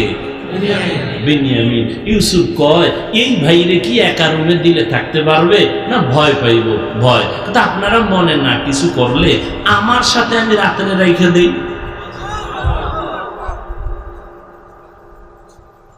ওরা তো বুঝে না, ওরা তো খুশি, অর্থমন্ত্রী আমাকে এত আদর করে, তো খানা বেশি হয়। কিন্তু ইউসুফের কলিজায় তো তুফান, দীর্ঘ 40 বছরের বিরহের বেদনার আওয়াজ অন্তরের মধ্যে চাপা পড়ে আছে। সব ভাইরা রুমে রুমে ঘুমায় গেল, বিনিয়ামিনরে নিয়ে ইউসুফ আজ ঘুমায় না, 40 বছরের ইতিহাস চর্চা করতেছে। ও বিনিয়ামিন, আব্বাজানের খবর কি তোমার বলো? এই হালাত, তোমার ভাই ইউসুফের কথা মনে আছে বলে নাই? বাজান ইউসুফের কথা বলে বলে কান্না করে চোখের এই মনিটা সাদা হয়ে গেছে, কিছুই দেখে না। এবার ইউসুফের ওয়াদা দিয়ে কয়, বলবা না আমি তোমার সেই আপন ভাই ইউসুফ, আমাকে ওরা ষড়যন্ত্র করে পাঠায় দিয়েছে,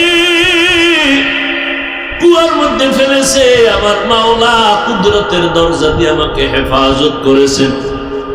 সারাটা রাত ভাইরে বুকের সাথে আলিঙ্গন করেছেন, 40 বছর পর্যন্ত মোলাকাত হলো। এরপরে কয়েকদিন রাইখা মেহমানদারি করাই এবার খানা দিয়ে বিদায়। বিশাল ইতিহাস কোরআনে আছে। শেষবারের মতো যখন সবাই রে বিদায় দেয়, খানা নিয়ে বিনিয়ামিনরে আটকায় রাখছে কৌশল। ইউসুফ নবীর পান দানটা হারায় যায়, হারানের একটা অজুহাত, চুরির মাল যার কাছে পাওয়া যাইত। ওই সময় শরীয়তের আইন ছিল, ওই চোরাকে তার কাছে গোলাম বানায় রাখতেন, তাকে আর ছাড়া নাই। ইউসুফ নবী কৌশল করলেন হিকমত করে, বিনিয়ামিনের খানার ব্যাগের ভিতরে পানদানটা কর্মচারী দিয়া ঢুকাইয়া দিলেন, সবাই রে খানা দিয়া রওয়ানা। এবার ঘোষণা হয়েছে অর্থমন্ত্রীর পানদান পাওয়া যায় না, কোথায় গেল? ঘোষণা খুঁজতে খুঁজতে ওদের ধরো, দইরা বিনিয়ামিনের ব্যাগের মধ্যে পাইছে। 10 ভাই কয় আব্বাই তো কি বলবে, আব্বাই তো বলছে বিনিয়ামিন রে দিবে না, হারায় ফেলবো। এখন তো আইন অনুযায়ী বিনিয়ামিনকে নেওয়া যাবে না, চুরির মাল তার ব্যাগে পাওয়া গেছে, কি করার? বাবার কাছে কি জবাব দিব? বিনিয়ামিন কি ইউসুফ নবী রেখে দিলেন কৌশল করে।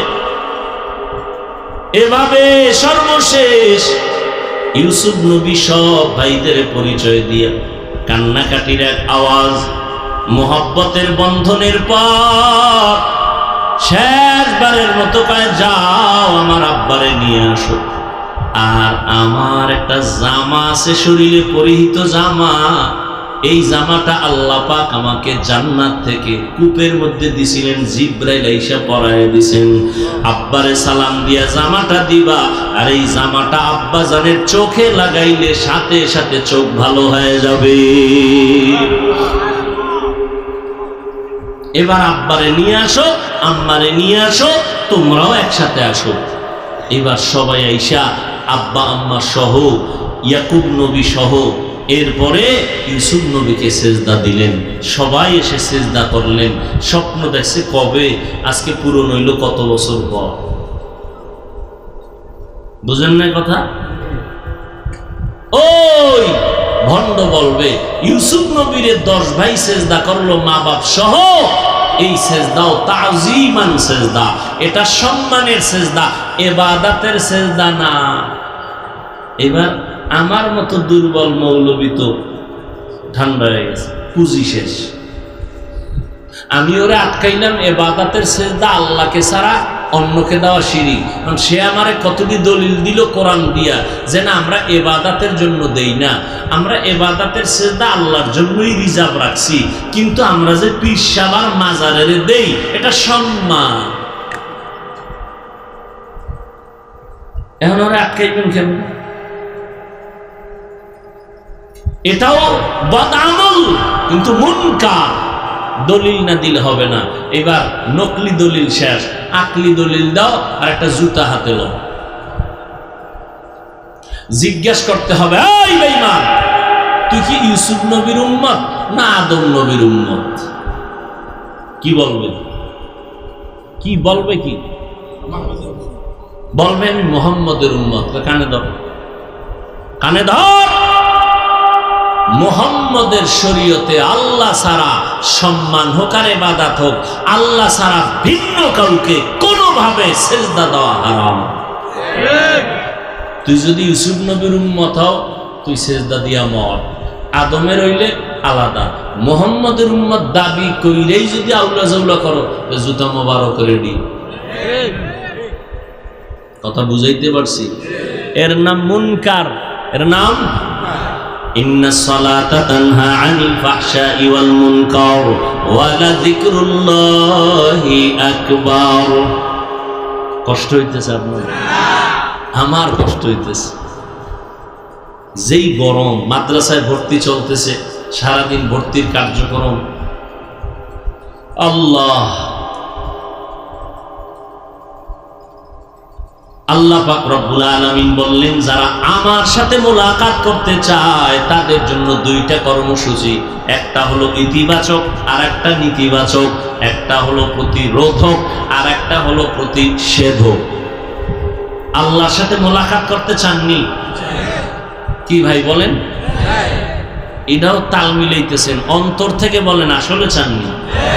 আল্লাহ কবুল করেন। মোলাকাত করতে চাইলে কি এই দুনিয়ায় হবে? আখেরাতে হবে, তাই তো? কিন্তু কাজ করতে হবে দুনিয়াতে 2টা। কয়টা?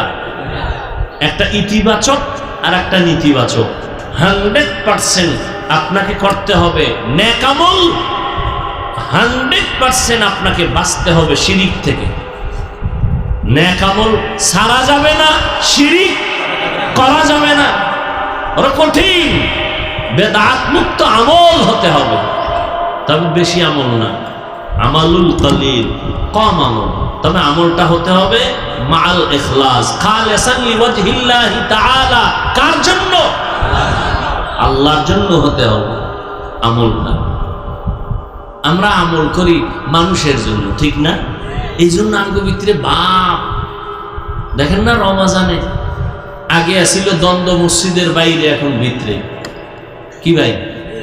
কে জোরে আমিন বলবে, কে আসতে বলবে, কে বুকে হাত বাঁধবে, কে নাভির নিচে বাঁধবে, কে 8 রাকাত পড়বে, কে 20 রাকাত পড়বে। আচ্ছা, আপনি 8 রাকাত পড়েন আর জোরে আমিন বলেন, বুকে হাত বাঁধেন, এই যে আমলটা করেন হাদিসে আছে, এটা বুঝে করতেছেন। আর আমলটা কার জন্য করতেছেন? পীরের জন্য না আল্লাহর জন্য? বলেন। তা আল্লাহর জন্য করলে ভাবটা আমার সাথে দেখেন কেন? কি আপনি সালাম দেনও না, আমি দিলেও নেন না, কয় কি ব্যাপার, কয় 20 রাকাত, ঠিক নেই?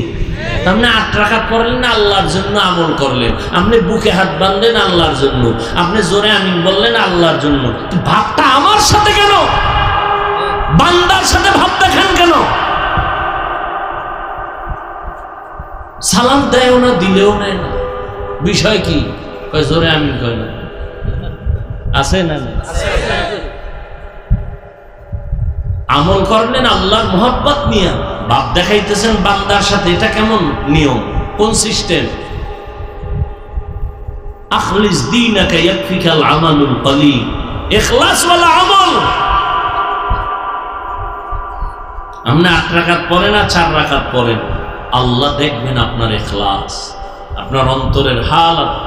আপনি কি জন্য আমলটা করতেছেন?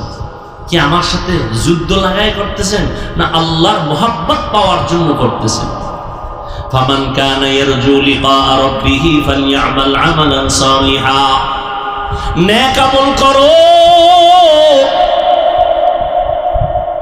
আমলটা যেন বেদাত মুক্ত হয়, ইখলাসের সাথে আমল হয়। তবে সতর্ক, কোন শিরিকের গন্ধ যেন না থাকে। বলে শিরিক কাকে বলে? বলে আল্লাহ আছেন, আল্লাহ যা পাবেন, এককভাবে আল্লাহ যা পাবেন, এটা আর একজনকে দেওয়ার নাম শিরিক। সেজদা কে পাবেন? বলেন বলেন। এটা আর একজনকে দেওয়ার নাম শিরিক। যারা দেয় তারা মুশরিক। ইন্নাল্লাহা লা ইয়াগফিরু আন ইউশরাকা বিহি ওয়া ইয়াগফিরু মা দুনা যালিকা লিমান ইয়াশা ওয়া মান ইউশরিক বিল্লাহ ফাকাদ দাল্লা দালালান বাঈদা ওয়া মান ইউশরিক বিল্লাহ ফাকাদ ইফতারা ইসমান আযীমা। আল্লাহ যা এককভাবে পাবেন, এটা আল্লাহকেই দিতে হবে, নবীকেও দেওয়া যাবে না। সেজদা পাবেন আল্লাহ, যদি আর কাউকে দেই এটা দেওয়ার নাম শিরিক। রিজিকের মালিক আমার আল্লাহ, এই মালিক আরেকজনকে বানানোর নাম শিরিক। রিজিকের মালিককে আর একজনকে রিজিক দাতা বানানো কি শিরিক। হায়াতের মালিক আল্লাহ, আর একজনকে হায়াতের মালিক মনে করার নাম শিরিক। যারা মনে করে তাদের নাম মুশরিক। ওমাই ইউশরিক বিল্লাহ ফাকাদ হারামাল্লাহু আলাইহিল জান্নাহ, যারা শিরিক করবে তাদের উপরে জান্নাত হারাম। মৃত্যু দেওয়ার মালিক আমার আল্লাহ, আর কেউ মৃত্যু দিতে পারে মনে করার নাম শিরক। ও যুবক, কই তোমার আমল? আল্লাহর কাছে আমল বড় দামি। আল্লাহ দুনিয়াতে আমলের পরীক্ষা দেওয়ার জন্য পাঠাইছেন।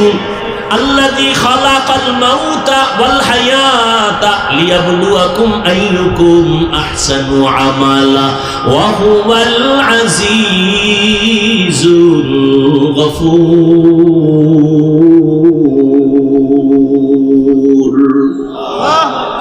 আরে মিয়া, বেশি আমল লাগে না, এত আমল লাগে না। আল্লাহ তার চালাকি কম কর, আমি দুনিয়াতে পাঠাইছি আমলের পরীক্ষা নিব। কিসের পরীক্ষা? আমলের পরীক্ষা। যেখানে ঈমানের বয়ান সেখানে আমলের বয়ান।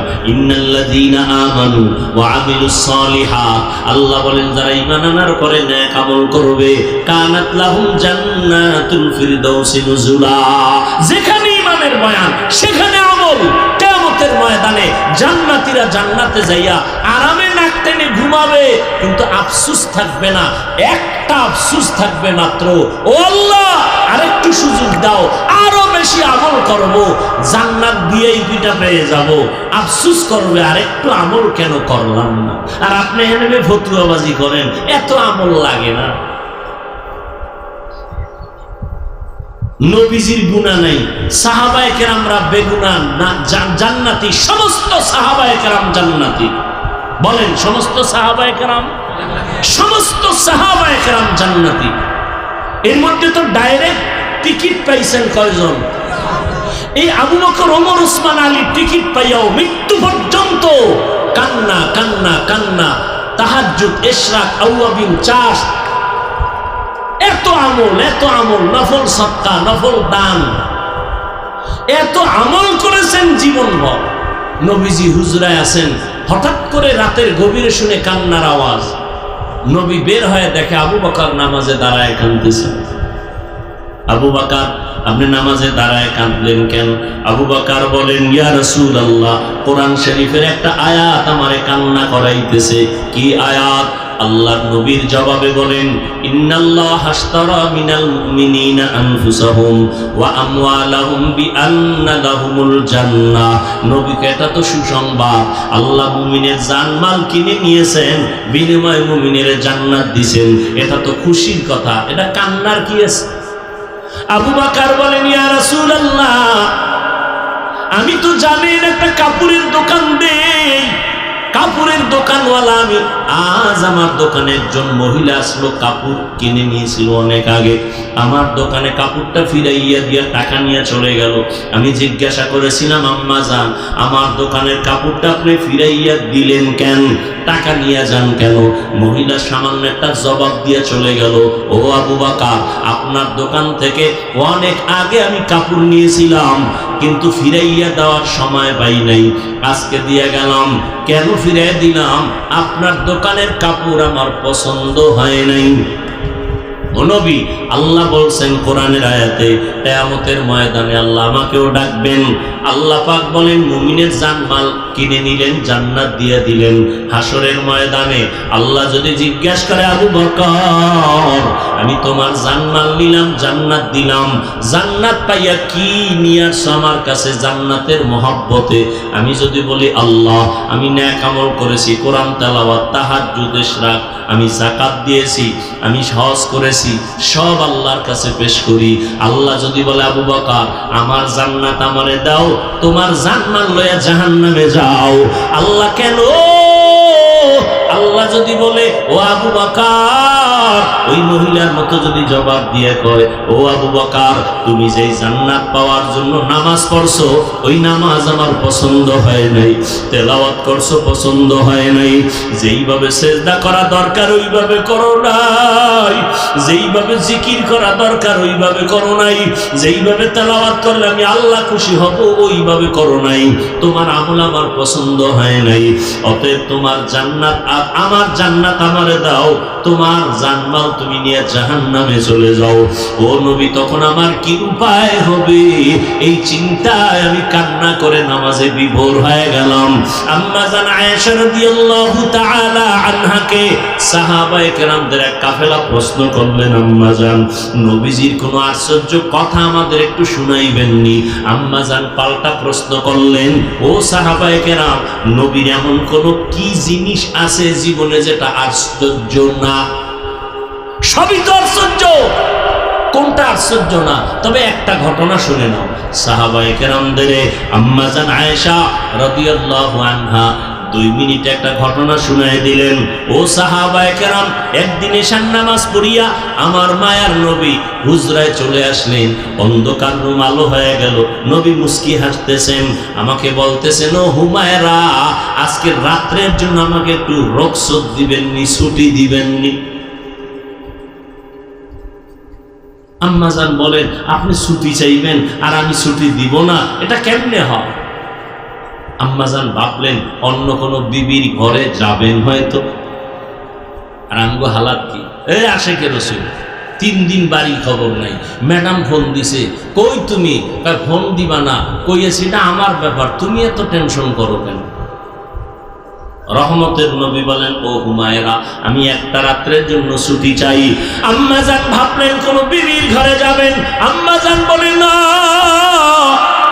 মায়ার নবী দেখলাম মুহূর্তের মধ্যে নামাজের মুসাল্লায় দাঁড়ায় গেলেন। আমার হুজরার কিনারায় অন্ধকার নামাজে দাঁড়ায় গেলেন।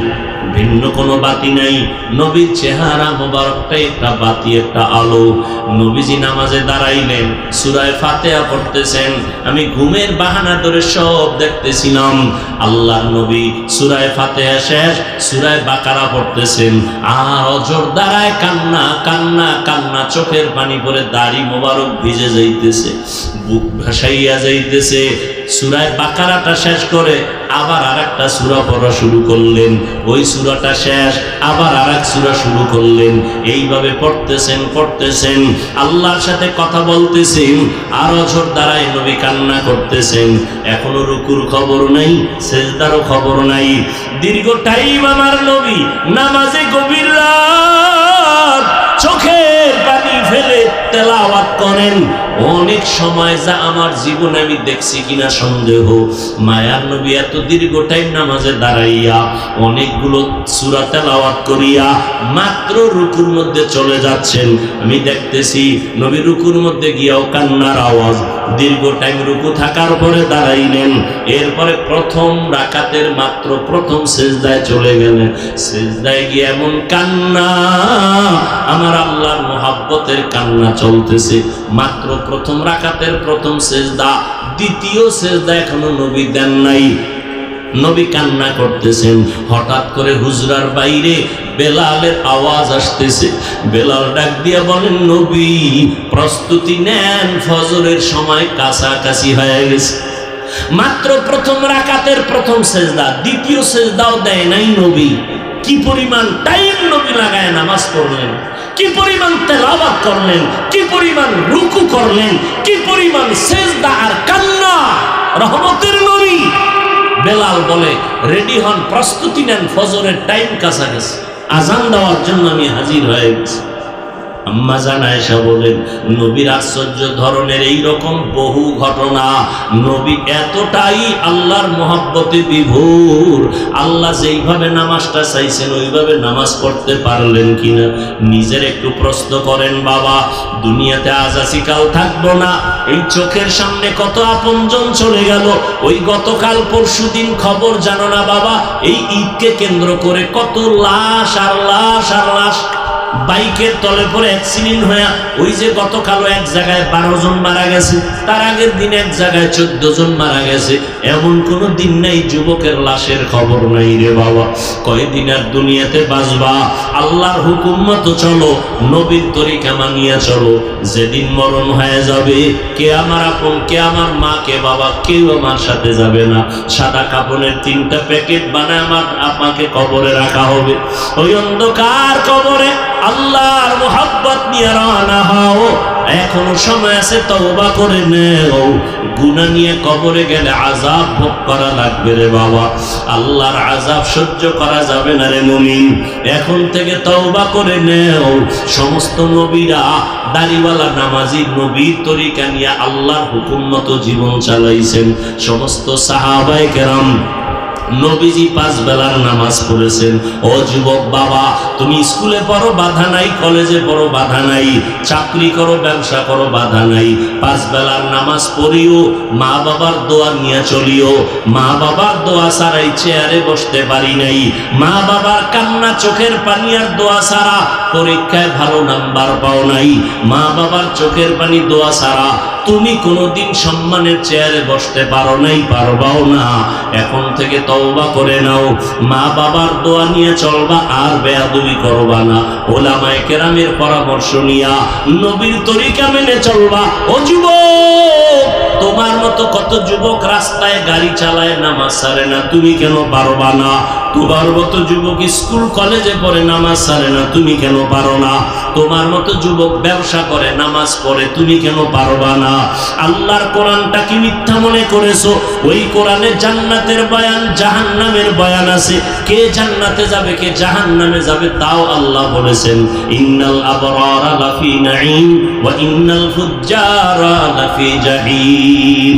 নেক লাইনে চলবা জান্নাত, গুনাহ নিয়ে যাবা জাহান্নাম। ও বাবা, তুমি কি পরিমাণ নেক করেছো, গুনাহ করেছো, নিজের হিসাবটা মিলাইয়া নাও। যদি গুনাহ বেশি হয় তওবা করো, মনে মনে আল্লাহকে ডাকো, হে মালিক। নবী যদি সারা রাত নামাজে কান্না করেন, সাহাবায়ে কেরাম যদি আমলের ময়দানে কান্না করেন জান্নাতের সুসংবাদ পাওয়ার পরও, আমার আপনার কি পরিমাণ কান্না করা দরকার। অথচ কপাল খারাপ, চোখে পানিও নাই, চেষ্টাও করি না, তওবার নিয়ত করি না। আজকে থেকে তওবার নিয়ত করো রে বাবা। হেদায়েতের মালিক আল্লাহ, ইজ্জতের মালিক আল্লাহ, হায়াতের মালিক আল্লাহ। যদি জাহান্নামের ভয় অন্তরে জমা করো, এখন থেকে নিয়ত করে নাও, জীবন স্কুল কলেজে পড়ি, চাকরি করি, যা করি, নামাজ ছাড়বো না, মা বাবারে কষ্ট দিব না, নবীর তরিকার বাইরে চলবো না, উলামায়ে আহলে হকের পরামর্শ নিয়ে সুন্নাত অনুযায়ী চলবো। মুনাফিকি যদি না থাকে, তওবার নিয়ত যদি হয়, খাঁটি তওবার নিয়তে দুটো হাত আল্লাহকে দেখাইয়া দাও। আয় আল্লাহ, হাতগুলো কবুল করে নেন, তওবা কবুল করে নেন। তওবার উপরে মজবুত হইয়া চলার মতো তৌফিক দান করেন, আমিন।